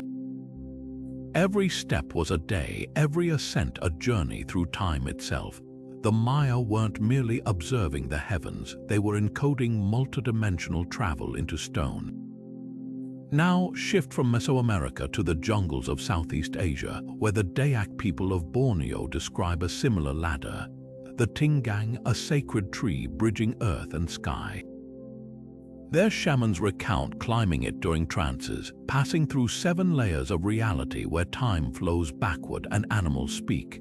Modern physics offers an eerie parallel. String theory's Calobe-Yau manifolds, tiny 6-dimensional shapes curled into every point in space, could theoretically allow traversal between universes. The Dayak's 7 layers even align with some models of brain cosmology, where our 3-dimensional world floats like a leaf in a stack of higher-dimensional membranes. The most startling evidence comes from Norse mythology's Bifrost. This rainbow bridge wasn't just pretty symbolism. The Eddas describe it as a trembling, living pathway that only the worthy could cross without falling into the abyss. Compare that to the Einstein-Rosen bridge, a hypothetical wormhole where gravitational forces would rip apart anything without sufficient stability. Both require precision, both defy normal physics, and both suggest that the universe's fabric might be threaded with hidden passageways. Even the Norse warning that Bifrost would shatter at Ragnarök finds an echo in quantum physics. Traversable wormholes are theorized to collapse under excessive energy, their struts snapping like frozen rope. But it's the Aboriginal Australian songlines that reveal the true genius of these myths. These intricate oral maps don't just describe land routes, they're melodic pathways through the stars, with certain notes corresponding to celestial features. Elders speak of climbing these melodies like ladders, their voices resonating with the harmonic frequencies of the cosmos. Radio telescopes now detect something eerily similar, pulsars emitting precise radio frequencies that could theoretically be used as cosmic GPS markers. The Cassiopeia, a supernova remnant for instance, rings like a gong at frequencies audible when sped up, a death knell that some cultures might have encoded as a rung on their star ladders. What unites these myths isn't just imagination, it's intuition. When the Maya painted their rulers wearing cosmic belts adorned with celestial symbols, they were diagramming quantum entanglement where particles remain connected across vast distances. When Hindu texts describe the Sutratman, the thread soul linking all existence, they're anticipating the space-time geodesics that govern gravity's pull. These stories endure because they grasp a fundamental truth. The universe isn't a static stage, but a dynamic web of pathways, some visible, some hidden, all waiting for those who know how to climb. 3 sisters sit in a cave where no light reaches, their fingers spinning threads that glow with an otherworldly luminescence. This is the Moirai Clotho, Lachesis, and Atropos, the Greek fates who weave the destiny of every living thing into an endless cosmic tapestry. But their threads aren't mere metaphor, they might just be the earliest human conception of spacetime itself. Across cultures, from the Norse Norns to the Hindu Maya, weaving goddesses don't just craft fabric, they manipulate the very structure of reality, their looms stretching across dimensions in ways that eerily anticipate modern physics. Take a closer look at the Fates' tools. Clotho spins the thread of life from her distaff, Lachesis measures its length, and Atropos snips it with her shears. Replace thread with world line, the trajectory of a particle through spacetime in Einstein's relativity, and the allegory becomes astonishingly literal. Every object, from a mayfly to a galaxy, has a world line stretching through the 4-dimensional continuum, its length determined by proper time. Atropos's cuts mirror quantum decoherence, where superposition collapses into definite states. Even the Fates cave finds a parallel in the holographic principle, which suggests our 3-dimensional universe might be projected from information encoded on a 2-dimensional boundary, like threads emerging from a loom's flat surface. The connections grow richer when you examine other weaving myths.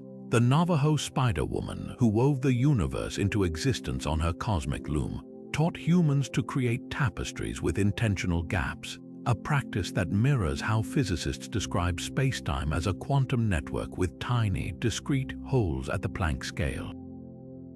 The Aztec goddess Tlazolteotl, depicted unspinning threads to undo sins, resembles physicists unraveling entropy's arrow by theorizing time's symmetry at the quantum level.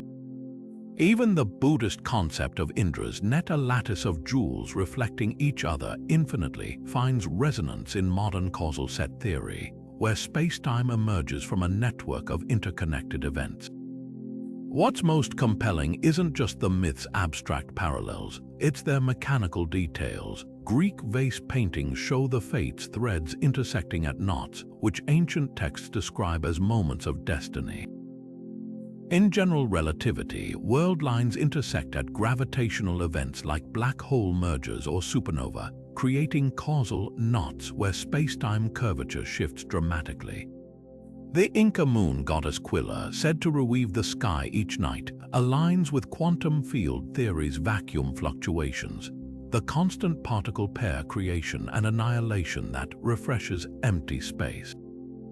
The true genius of these myths lies in their dimensionality. Weaving is inherently a 2D right arrow 3D process. Flat threads become voluminous cloth. The Maya goddess Ixchel, who wove the cosmos on a backstrap loom, was also patroness of eclipses, events where celestial bodies align along our line of sight, collapsing 3D space into 2D shadows. When string theory posits that fundamental particles are 1D strings vibrating in 11D space, it's unknowingly echoing Tlazolteotl's spindle, which Mesoamerican codices show twisting threads into higher dimensional spirals.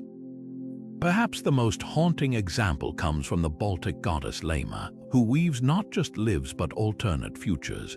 Her tapestry includes frayed edges where threads diverge, a stunning prefiguration of the many worlds interpretation of quantum mechanics, where every possibility spawns branching universes. Like Lema's disciples, modern physicists chase these frayed threads through atom-smashing colliders and gravitational wave detectors, seeking the pattern hidden in the weave. The cosmic weaver myths endure because they capture a truth deeper than equations. Reality isn't just built, it's crafted. From the Fates' cave to Spider-Woman's loom, these stories remind us that the universe isn't a machine but a tapestry. Its warp and weft trembling with every observation, every choice, every snipped thread. And in that trembling, we glimpse not just how spacetime bends, but how it breathes. Across the winter sky, a giant strides with his sword raised, not in triumph but in eternal pursuit. This is Orion, the hunter, whose constellation gleams with a belt of 3 stars and shoulders marked by the red glow of Betelgeuse. But his story isn't confined to Greek myths.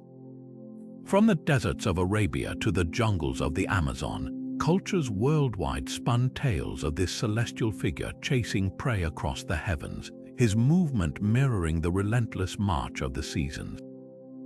The ancient Egyptians saw him as Sa, the soul of Osiris, rising to guard the afterlife.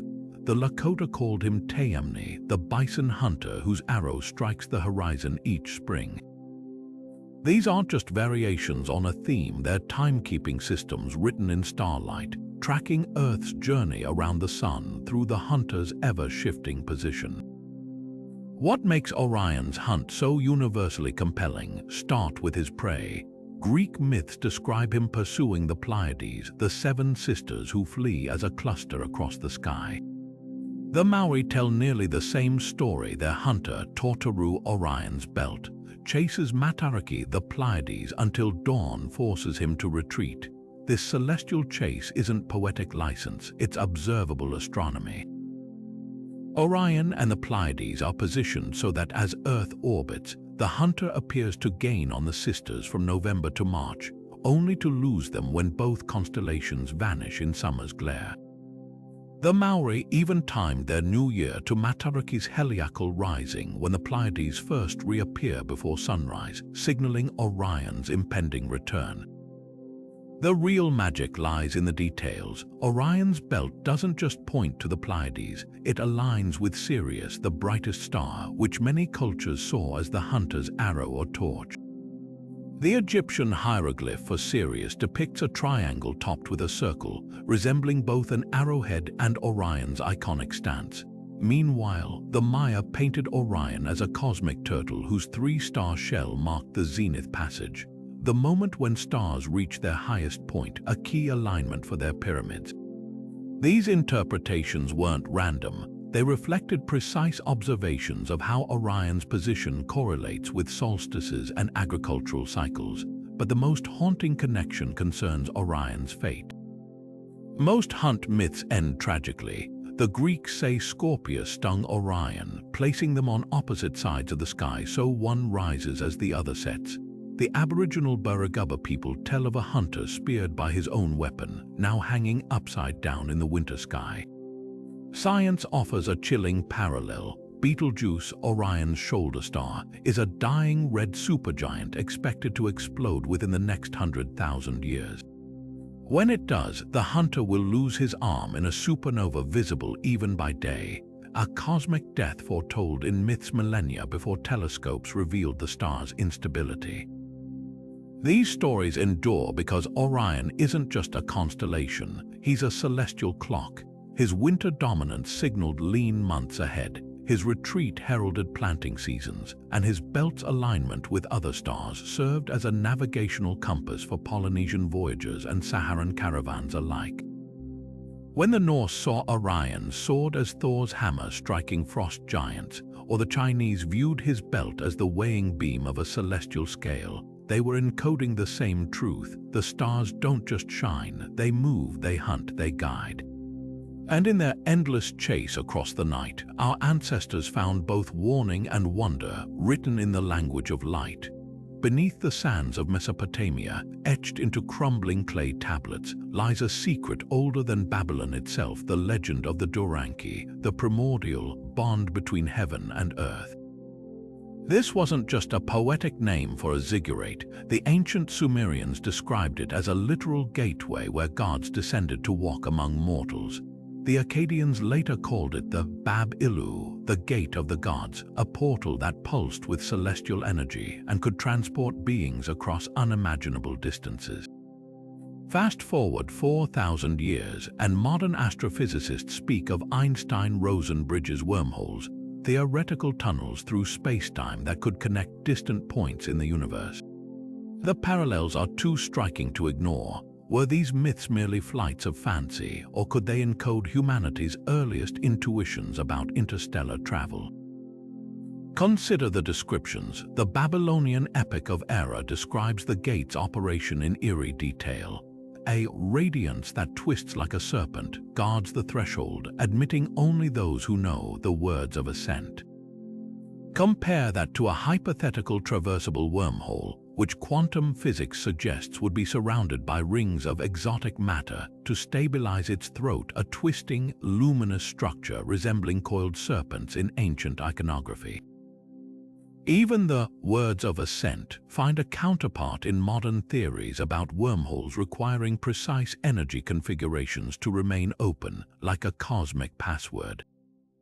The Mayans took this further with their Star War glyphs, depicting deities emerging from spiral portals that mirror artists' renderings of rotating Kerr black holes, another potential gateway mechanism. But the Gate of the Gods wasn't unique. The Hindu Deva Dwar, or Doorway of the Divine, appears in the Mahabharata as a shimmering arch that transports heroes to the realm of Indra. Tibetan Buddhists speak of Smi Ba, hidden mountain passages that open during celestial alignments. Even the Norse Bifrost, often simplified as a rainbow bridge, was said to vibrate beneath travelers' feet, a detail that aligns with how traversable wormholes would theoretically thrum with quantum oscillations. These stories share more than imagery. They suggest a universal recognition that the cosmos might be threaded with hidden passageways. The most compelling evidence lies in the gatekeepers. Across cultures, these portals are guarded by hybrid creatures: Babylon's scorpion men, Egypt's acre lions, Greece's Cerberus beings combining terrestrial and celestial traits. Modern xenobiology proposes that any stable wormhole would require exotic matter with negative energy density to prevent collapse. Could these chimeric guardians symbolize the bizarre physics needed to sustain cosmic doors? The Aztec Tzitzimime, star demons who guarded eclipse portals, were said to hold open the sky's jaws, a phrase chillingly similar to contemporary diagrams of wormholes as spacetime stretched like a mouth. Perhaps the most haunting parallel is temporal. The Gate of the Gods was said to operate on a heavenly schedule, opening only during specific planetary conjunctions. Wormhole physics suggests the same. These tunnels would likely be ephemeral, their stability tied to precise gravitational conditions. When Aboriginal elders speak of songlines that allow instantaneous travel across continents when certain stars align, they're echoing Kip Thorne's calculations about wormholes syncing with cosmic events. Even the gate's alleged dangers match science's warning. Sumerian texts describe unworthy travelers being unwoven mid-passage, mirroring the spaghettification that would occur in a destabilized wormhole.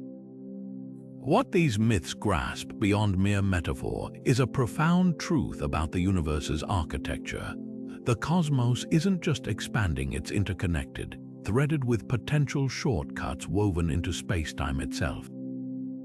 And in these ancient stargates, we find not just fantasy but a challenge to see the sky not as a barrier but as a network of doors waiting for the right key. Whether through God's magic or quantum equations, the message remains the same: the way forward might lie in rediscovering what our ancestors already knew. From the icy tundras of Siberia to the scorching deserts of Australia, nearly every ancient culture tells of a catastrophic flood so immense it wiped the world clean. The Bible's Noah, the Mesopotamian Utnapishtim, the Hawaiian No all survive a deluge sent by furious gods. But what if these stories weren't just about terrestrial rivers overflowing? Look deeper and you'll find eerie parallels between these global flood myths and cataclysms written in the stars, events so devastating they reshaped human memory like water carving stone. Take the Mesopotamian epic of Gilgamesh, where the gods unleash a flood like a bull on the rampage, with waters so violent they tear apart the very foundations of heaven. This isn't just poetic exaggeration.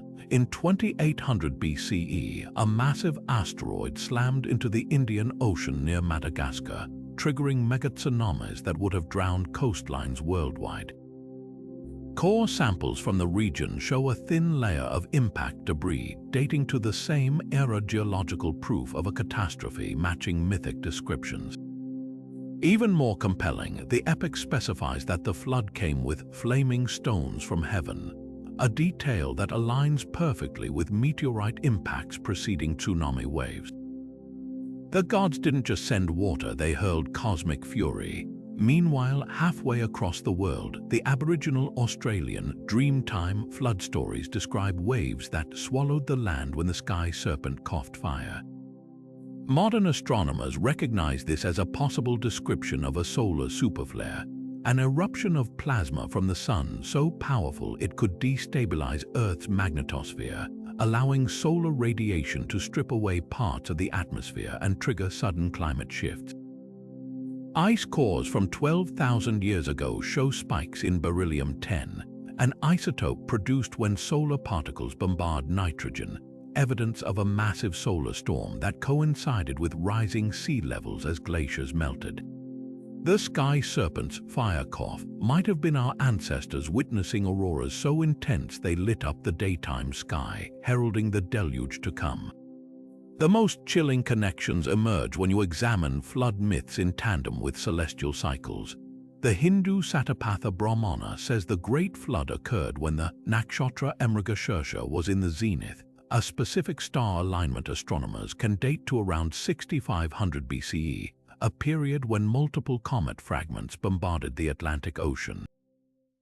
The Maya Dresden Codex depicts the flood god Huracan destroying the world with one sky chord, one earth chord, language that mirrors how cometary debris trails can appear as ropes of light stretching from horizon to horizon. Even the Hopi story of Sotaknang flooding the world to purge corruption specifies that survivors hid in ant mounds, a possible metaphor for underground shelters during a meteorite winter that would have followed impact-triggered flooding. But the true revelation lies in what these myths omit. Unlike local flood tales, global deluge stories consistently describe unnatural phenomena accompanying the waters. The Norse Eddas speak of Fimbulwinter's endless snows preceding the flood, matching the impact winter that would follow a large asteroid strike. The Incan Viracocha flood myth mentions the sea boiling, a detail corroborated by geothermal evidence of underwater volcanic eruptions around 9600 BCE, when glacial meltwaters destabilized Earth's crust. The Babylonian Atrahasis epic even notes that the floodwaters tasted bitter, likely referring to saltwater inundation from tsunamis mixing with freshwater reservoirs. These stories endure not because they're literal records, but because they encode traumatic astronomical observations into survivable narratives. When the Klamath people described the flood beginning with sky fire that made lakes explode into steam, they're likely recalling the arrival of the Clovis comet fragments over North America 12,900 years ago, whose airbursts ignited continents and melted ice sheets in an instant. When the Chinese text Huinanzi states the floodwaters surged upward, as if hung from heaven, it mirrors the bizarre reverse tsunamis caused by meteorite impacts, where water initially recedes before rushing back with apocalyptic force. The cosmic flood myths remind us that humanity's oldest stories aren't about punishment, they're about perseverance. Whether surviving solar storms or weathering asteroid winters, our ancestors didn't just witness disasters, they transformed them into maps for the future. And in their tales of rising waters, we find an unexpected beacon proof that even when the sky falls, memory floats. In ancient Egypt, they called it the hekau, the silver cord that connected the ba or soul to the body during astral journeys. The Tibetans depicted it in their Thangka paintings as a luminous thread stretching from the heart chakra to the heavens, while the Maori spoke of the aka thread, a vine-like tether allowing spirits to climb between worlds. These descriptions might sound like poetic mysticism, but modern physics offers a startling parallel: quantum entanglement, that bizarre phenomenon where particles remain mysteriously linked across vast distances, instantly mirroring each other's states no matter how far apart they fly. Could these myths be humanity's earliest intuitions about the invisible thread stitching the cosmos together? Take the Egyptian Book of the Dead's vivid accounts of the silver cord. Priests described it as vibrating with the sound of creation, a filament so delicate it could snap with sudden movement yet strong enough to survive death itself. Fast forward to today's quantum labs, where entangled particles behave similarly, fragile enough that observation collapses their connection, yet persistent enough to transmit information instantaneously, seemingly defying the speed of light. Even the Egyptian emphasis on the cord's sound finds an eerie counterpart in string theory, where the fundamental building blocks of reality are thought to be tiny, vibrating strings. The hekau wasn't just a spiritual concept, it might have been a metaphorical blueprint for entanglement written in sacred texts. The Maori aka thread adds another layer.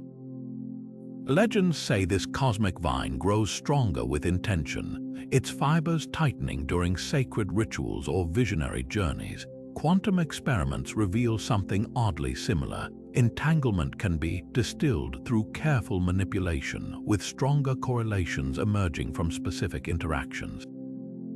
The Akha's description as both a pathway and a lifeline mirrors how entangled particles serve as quantum channels, potential gateways for teleportation protocols while maintaining a paradoxical unity. When Maori Tohunga priests spoke of the thread humming with the memories of ancestors, they might have unwittingly described quantum memory, where entangled systems retain information about their partners' histories. Even the Bible's cryptic reference in Ecclesiastes, "The silver cord be loosed," hints at this cosmic connection's fragility. The verse describes its snapping as the moment when consciousness permanently leaves the body, a metaphor that aligns with quantum decoherence, where environmental interactions sever quantum links. The ancient Zoroastrians took it further, depicting the soul's cord as woven from starlight, its strands twisting like DNA, a striking visual for how entanglement might encode information in spin states. The most compelling evidence comes from near-death experiences. Across cultures, those who have brushed against death describe a cord of light anchoring them to their physical form, often reporting that its severing meant no return. Modern neurophysics suggests these visions might arise from the brain's microtubules, tiny structures some theorists believe could harbor quantum processes. If consciousness does have a quantum component, the silver cord myths might be our species' collective glimpse into the substrate connecting mind and cosmos. These stories endure because they speak to a truth deeper than metaphor. When the Hindu Upanishads describe the universe as a web woven from threads of Brahman, or when indigenous shamans speak of rewalking the cord to heal the sick, they're not just spinning tales. They're mapping a reality science is only now beginning to measure. The silver cord isn't just a myth, it's a hauntingly accurate premonition of the quantum threads that might literally bind us to the stars. High above the clouds, where the air thins and the stars burn unchallenged, nearly every culture envisioned a metropolis of the gods, a shimmering citadel suspended between heaven and earth. The Norse called it Asgard, a fortress of gold and silver connected to our world by the trembling Bifrost Bridge. Plato wrote of Atlantis not just as a sunken island, but as a celestial kingdom that fell from the sky before drowning in the sea. Even the Bible's book of Revelation describes New Jerusalem descending from the heavens like a jeweled spacecraft. These aren't just coincidences of imagination. They're clues suggesting ancient civilizations may have witnessed astronomical phenomena so extraordinary they could only describe them as floating kingdoms in the sky. Take Asgard's description in Norse sagas, its 12 gleaming halls, each assigned to a different deity, arranged in a circular formation high above the 9 realms. This layout mirrors the zodiac's 12 constellations encircling the North Celestial Pole, an area once considered the axis of the cosmos. The prose Edda even notes that Asgard's walls were built from the sound of a cat's footsteps, a bizarre detail until you consider how plasma waves in Earth's magnetosphere produce ultra-low frequency sounds inaudible to human ears. When Viking shamans spoke of hearing the god city humming on still nights, they might have been describing these naturally occurring space harmonics. The Atlantis connection grows even more compelling when you examine Egyptian priest accounts passed to Plato. They claimed the city moved through the air before its destruction, an odd detail for a supposedly oceanic civilization. But compare this to the Santorini eruption around 1600 BCE, one of history's most violent volcanic events. Pyroclastic flows would have created towering ash columns glowing with electrical storms, resembling a floating city to distant observers.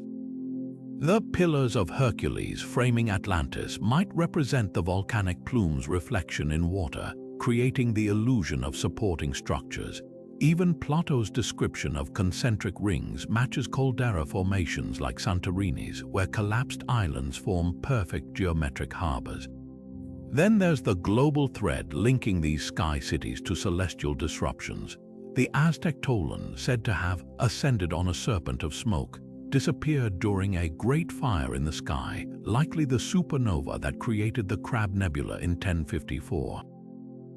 Hindu texts describe Lanka, the golden city of the demon king Ravana, as hovering midair until divine arrows severed its magnetic chains. This aligns eerily with how charged particles in ionized plasma can create the illusion of floating structures during intense auroras. Even the Chinese legend of Xanadu's celestial counterpart speaks of it appearing and vanishing with the breath of dragons, possibly referencing the cyclical visibility of comets like Halley, whose tails might resemble serpentine support cables. The most astonishing evidence comes from architectural echoes. The ziggurats of Mesopotamia and the stepped pyramids of Mesoamerica weren't just temples, they were scaled-down replicas of these celestial cities, built to harmonize with cosmic patterns. The Babylonian Etemenanki ziggurate's 7 tiers corresponded to the 7 heavens of their cosmology, each painted a different color matching the visible planet's hues.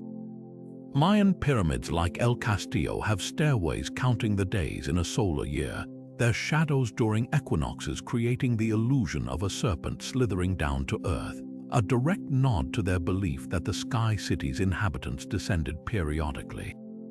These structures served as both maps and homing beacons, stone petitions to whatever watched from above. Perhaps the most haunting parallel lies in the city's fates. Nearly every myth describes their collapse or inaccessibility: Bifrost breaking at Ragnarok, Atlantis sinking, Lanka burning. Modern astronomy reveals why. The celestial pole shifts over millennia due to Earth's axial precession, causing the fixed stars to drift. The Sky City's location wasn't just poetic. It was a precise coordinate that eventually moved beyond human reckoning. When the Dogon people of Mali speak of their ancestors descending from the star city, Sirius B, in an arc that can no longer return, they're preserving a memory of when that white dwarf star was visible to the naked eye before dimming. These myths endure because they capture a truth deeper than metaphor, that the sky was once alive with wonders we've since forgotten. Whether plasma phenomena, cometary visitors, or dying stars, our ancestors saw a cosmos teeming with civilizations far older than our own. And in their tales of glittering spires beyond the clouds, we hear the echo of a question we're still asking. If the universe is so vast, who else might be looking back? Every culture tells of a child born under extraordinary stars, destined for greatness, cursed by fate, or marked by the heavens themselves. The Aztecs prophesied that Quetzalcoatl would return as a celestial child born when Venus aligned with the Pleiades. Hindu scriptures foretold Krishna's birth beneath the roaring Nakshatra Rohini, a star we now know as Aldebaran, glowing red like a divine omen. Even the biblical Magi followed a star to Bethlehem, tracking its path like celestial midwives. These myths don't just share a theme, they mirror an uncanny astronomical precision, suggesting our ancestors saw more in the stars than random lights. They saw birth announcements. Consider the Star of Bethlehem's enduring mystery. Modern astronomers have debated its identity for centuries. Was it a supernova, a comet, or a rare planetary conjunction? The Gospel of Matthew describes it as a star that stood over Bethlehem, a detail that aligns with Jupiter's retrograde motion in 7 BCE when it appeared to halt in the constellation Aries. To astrologers of the time, this signaled kingship. Jupiter symbolized royalty, Aries represented Judea, and the pause during retrograde created the illusion of a star hovering. The Magi, likely Zoroastrian priests trained in celestial omens, would have read this as a birth chart writ large, a cosmic decree that a ruler was born. But the links between stellar events and divine children run deeper. The Maya Dresden Codex depicts the birth of the maize god amid a shower of meteors, his destiny tied to the smoking stars we now recognize as the annual Perseid meteor shower. In Norse sagas, the god Heimdall is born at the nexus of 9 stars, a possible reference to the Pleiades cluster, which Viking navigators used to time winter solstices. Even the Egyptian god Horus, whose birth coincided with Sirius's heliacal rising, shares traits with the star child archetype. His coming heralded the Nile's life-giving floods, tying celestial cycles to earthly salvation. The most chilling parallel emerges when myth collides with astrophysics. The Hopi speak of the Kachina Bahana, a promised child who'll arrive when a blue star Kachina appears, a description that matches observations of supernova 1054, whose remnant, the Crab Nebula, glowed blue-white for years. Chinese annals from 185 AD record a guest star bright enough to cast shadows, coinciding with myths of the White Emperor's heir born during celestial upheaval. We now know that was supernova 185, whose gamma rays would have bathed Earth in eerie light for months. Could radiation from such an event have mutated local flora or fauna, giving rise to tales of children with otherworldly traits? The true power of these myths lies in their duality. They're both astrology and astronomy, stories framing observable celestial phenomena as narratives of hope and transformation. When Aboriginal elders describe spirit children descending to Earth along the Milky Way's song lines, they're mapping the same cosmic dust lanes where stars are born today. The Tibetan Tulku tradition, where enlightened beings are reborn under specific asterisms, mirrors how modern astronomers trace stellar life cycles from birth in nebulae to rebirth as supernova remnants. These stories remind us that every child born beneath the stars carries the same elements forged in those distant furnaces: the calcium in their bones, the iron in their blood, literal stardust given form. So the next time you hear a myth about a star child, listen closely. It might just be the universe's oldest way of telling us we're all, quite literally, made of something divine. Time doesn't just pass in these myths, it watches, waits, and weighs every moment with divine precision.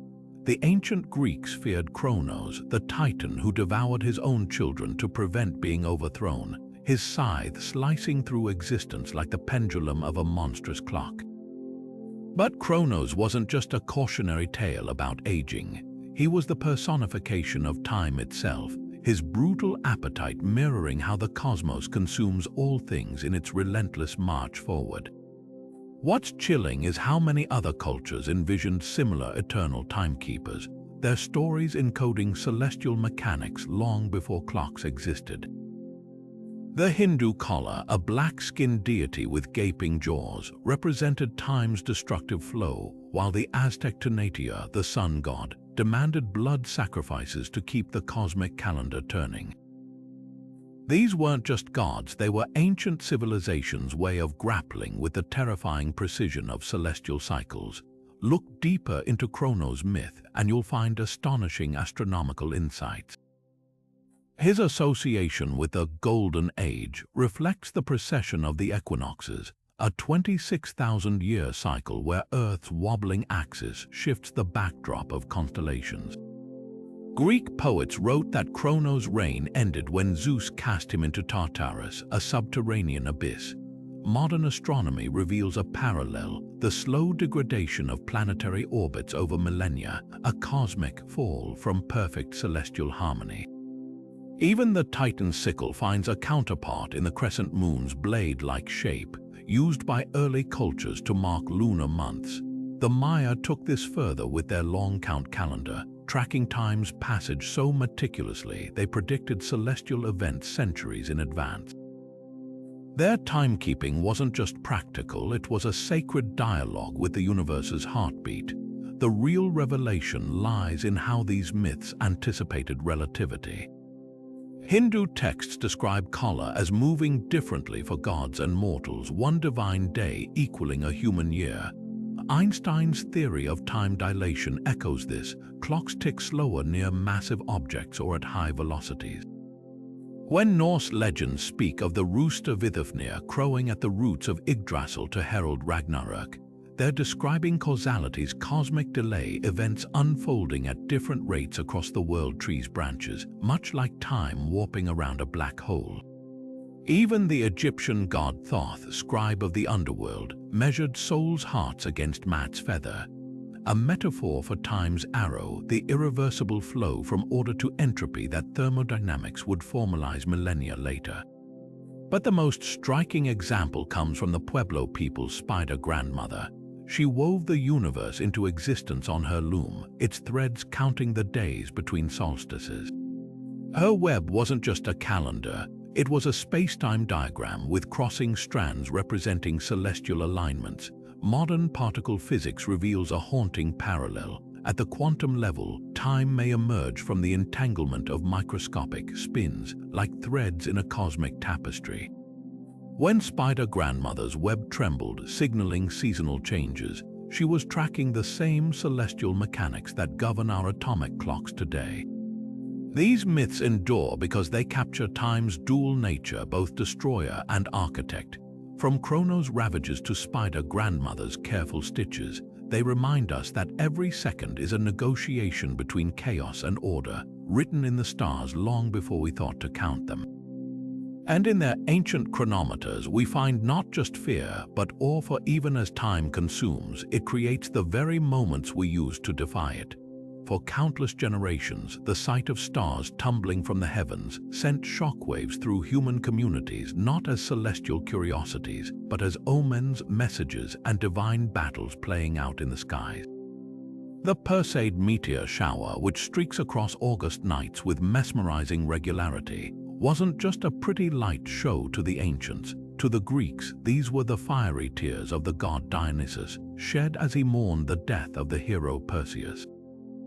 The Japanese saw them as the restless souls of ancestors briefly returning to Earth, and the Ojibwe people of North America called them the sparkling lies of Nanabajo, trickster spirits who scattered glowing embers to mislead night travelers. What's remarkable isn't just the diversity of these interpretations, it's how accurately they capture the behavior of meteors, despite ancient observers having no concept of space debris or cometary dust.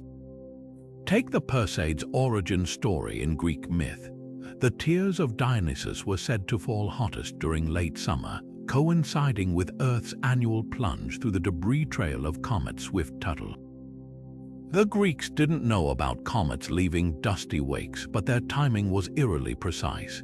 Even more striking, their description of the tears as swift and fleeting mirrors the actual speed of Perseid meteors. They enter Earth's atmosphere at a blistering 130,000 miles per hour, vaporizing in seconds. The Japanese interpretation adds another layer of insight. Their ancestral spirits appeared most vividly just before dawn, exactly when modern observers know meteor showers peak. Earth's rotation tilts the atmosphere forward at that hour, increasing the rate of visible meteors. The real genius of these myths lies in their predictive power. The Maori of New Zealand tracked the torrid meteor stream known today as the Halloween fireballs by associating their appearance with the sweet potato harvest. Recent studies confirm the torrids contain unusually large fragments, creating brilliant meteors visible even through moonlight.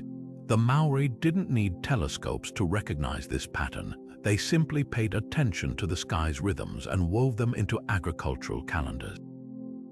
Similarly, the Pawnee people's star that does not walk around, the North Star, served as an anchor point for observing meteor showers, which they believed were celestial animals running prescribed paths, an uncanny parallel to how modern astronomers plot meteor radiance against fixed stars. Perhaps the most haunting connection comes from the ancient Maya. Their Dresden Codex depicts gods hurling star beads from the Milky Way during specific months, with counts that match the intensity of the Leonid meteor storm. Modern calculations reveal the Maya tracked this shower's 33-year peaks when Earth passes through dense debris clouds left by comet Tempel-Tuttle. Their myths even describe the meteors as the rattles of the celestial serpent, a poetic nod to the crackling sounds some observers report during intense meteor activity, a phenomenon science only recently confirmed as electrophonic noise generated by plasma trails. These stories endure because they transform cosmic debris into narrative. When the Lakota speak of meteors as spirits racing to deliver messages, or when medieval Europeans feared them as dragon's breath, they're giving shape to the ineffable. Today, we know these shooting stars are cosmic breadcrumbs, remnants of comets and asteroids that hold clues to our solar system's birth. But in their fleeting light, our ancestors saw something just as profound. The sky wasn't a static dome, but a living, breathing entity, constantly speaking in a language of fire and motion. And if we listen closely, we might still hear its whispers in the quiet between falling stars. Among the stars, hidden in the myths of nearly every ancient culture, lies a garden, a paradise so perfect, so harmonious, it seems to transcend Earth itself. The biblical Eden, with its rivers of life and forbidden knowledge, the Greek Elysium, where heroes wandered through fields of eternal sunlight, even the Buddhist Sakavati, a pure land of jeweled trees and lotus lakes free from suffering. These weren't just fantasies of escapism, they were humanity's first visions of other worlds, places where the laws of nature bent toward beauty and balance. And today, as astronomers discover exoplanets in the Goldilocks zone, planets orbiting at just the right distance from their stars to potentially harbor life, we're left wondering, did our ancestors glimpse these celestial gardens long before telescopes existed? Take Eden's description in Genesis. Its 4 rivers flowing from a single source mirror the nutrient-rich hydrothermal vents scientists now believe could have seeded life on Earth. The tree of life at its center, a striking parallel to the hypothetical Gaia planets, worlds where life doesn't just exist but thrives in a self-regulating planet-wide symbiosis. Even Eden's serpent, often painted as a villain, might symbolize the chaotic but necessary force of evolution, an agent of change that, like a meteorite impact or climate shift, disrupts equilibrium to spur adaptation. The garden wasn't just a lost home, it was a blueprint for what a perfect world might look like encoded in myth. The Greek Elysium deepens this connection. Described as an island at the far western edge of the world, where the sun set in eternal twilight, it aligns uncannily with tidally locked exoplanets, worlds where one side always faces its star, creating a perpetual boundary of habitable twilight. Homer wrote that Elysium's air was never troubled by storms, a detail that matches current models of super-Earths with thick atmospheres that distribute heat evenly, preventing extreme weather. Even its location, reached only by sailing beyond known seas, mirrors how we now search for habitable planets by peering past our solar system's horizons into the uncharted ocean of space. But the most compelling evidence lies in the details. The Buddhist Sakavatis, wish-fulfilling trees, which bore fruit according to need, find an eerie counterpart in the speculative biology of synthetic photosynthesis planets, where flora might adapt their chemical output to environmental demand. The Zoroastrian Amsha Spenta, a celestial orchard where every plant sang hymns of creation, parallels recent discoveries of planets with molten cores generating electromagnetic fields, worlds that might literally sing through auroras vibrating at frequencies akin to musical notes. Even the Aztec Tamontian, a paradise where gods created humanity from the bones of a previous world, reflects the astrophysical principle of planetary recycling, the idea that new worlds form from the dust of dead stars.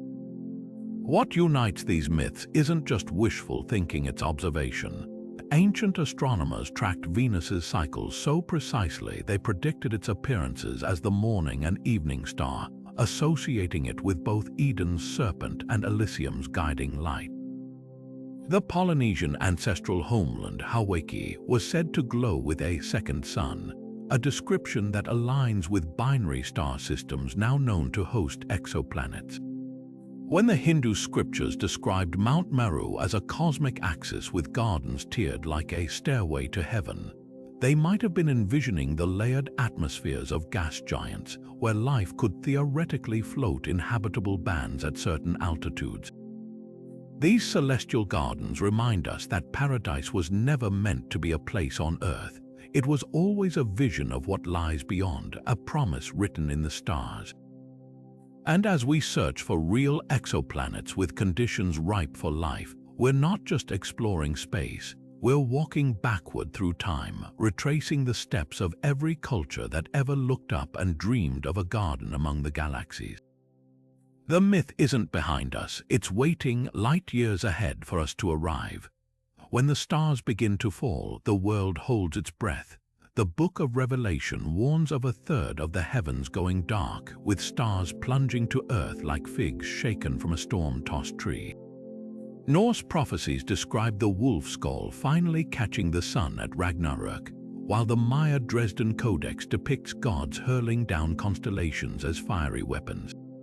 These aren't just poetic visions of doomsday, they're startlingly accurate descriptions of cosmic catastrophes that science has only recently begun to understand.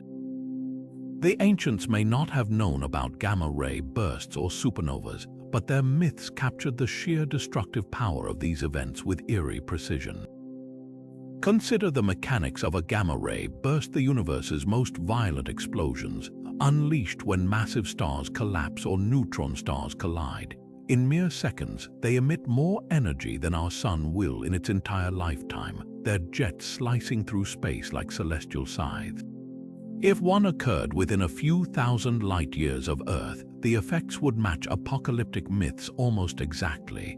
The sky would appear to fall as the burst's radiation scorched the atmosphere, triggering wildfires and stripping away the ozone layer.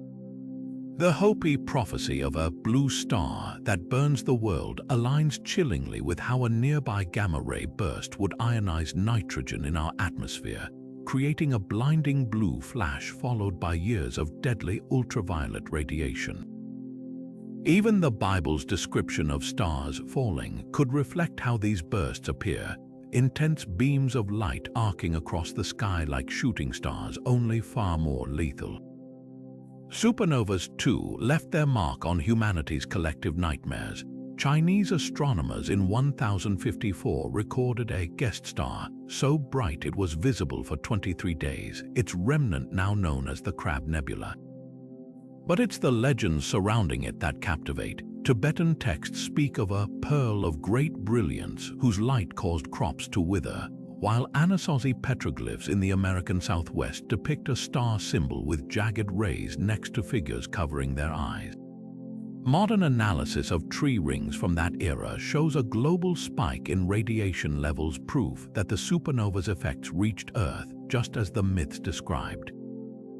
The Aboriginal Australian story of the fire devil who stole stars and threw them back as burning coals even hints at the supernova's shockwave, which would have visibly distorted the surrounding star field as it expanded. What's most haunting is how these myths encode survival wisdom. The Norse said the sun would be swallowed at Ragnarök but eventually reborn, a metaphor for how life recovers after cataclysms. The Maya predicted the fourth creation would end in stellar upheaval, but be followed by renewal, echoing the scientific understanding that supernovas seed galaxies with the heavy elements needed for new planets and life.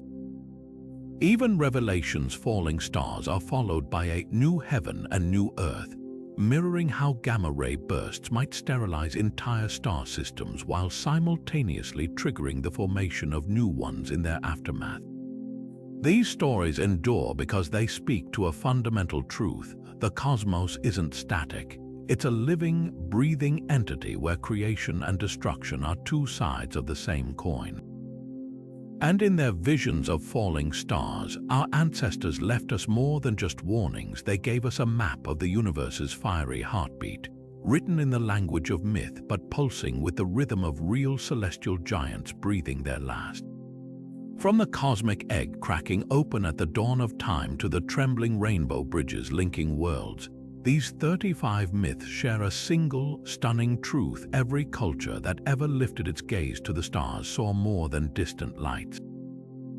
They saw a mirror, a storybook, a blueprint. The patterns our ancestors traced in the night sky weren't just figments of imagination. They were humanity's first attempts to translate the universe's whispers into a language we could understand. What's astonishing isn't how often these myths got the science wrong, but how often they got it eerily right, anticipating everything from supernova to quantum entanglement long before telescopes or equations existed. Consider how many myths instinctively grasped cosmic truths modern science has only recently confirmed. The world tree's sprawling branches predicted the cosmic web's filamentary structure. The celestial smith's forge mirrored neutron stars crushing atoms into gold. Even something as whimsical as the moon rabbit-pounding medicine finds validation in lunar soil samples rich with titanium, an element used in modern surgical implants. These parallels aren't coincidences, they're proof that myth and science spring from the same source, an unquenchable human need to make sense of the infinite. Yet the real magic lies in what these stories reveal about us. When the Norse trembled at Ragnarok's falling stars, or the Maya charted Venus's cycles to predict harvests, they weren't just observing the cosmos, they were conversing with it. Every meteor shower logged as a god's tears, every eclipse framed as a celestial predator's hunger, was a way of placing humanity within a grander narrative. Science tells us how the universe works, but myth tells us why it might matter, stitching cold equations into tales that resonate across generations.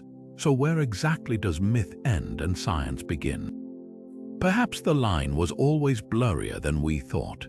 The Aboriginal songlines mapping stars to land routes inspired modern celestial navigation. The Dogon's knowledge of Sirius B's density predates telescopes by centuries. Even Einstein's relativity, with its warped spacetime and time dilation, echoes Hindu texts describing days stretching differently across realms. The greatest myths were never just stories, they were hypotheses wrapped in metaphor, waiting for future generations to unwrap them. As we stand on the threshold of a new cosmic age, peering through James Webb's lenses at newborn galaxies, or decoding gravitational waves from colliding black holes, we're still telling the same stories.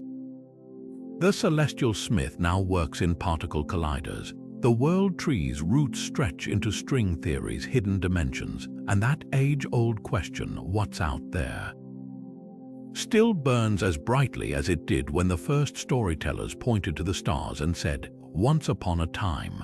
So tonight, when you look up, try seeing the sky as they did, not just as a void to be conquered, but as a canvas where science and myth still dance. Which cosmic tale resonates with you? The grieving phoenix reborn in supernova fire, the celestial twins forever chasing each other's light? Share your favorite star story below, because every new perspective adds another stitch to the tapestry we've been weaving across the millennia, one constellation at a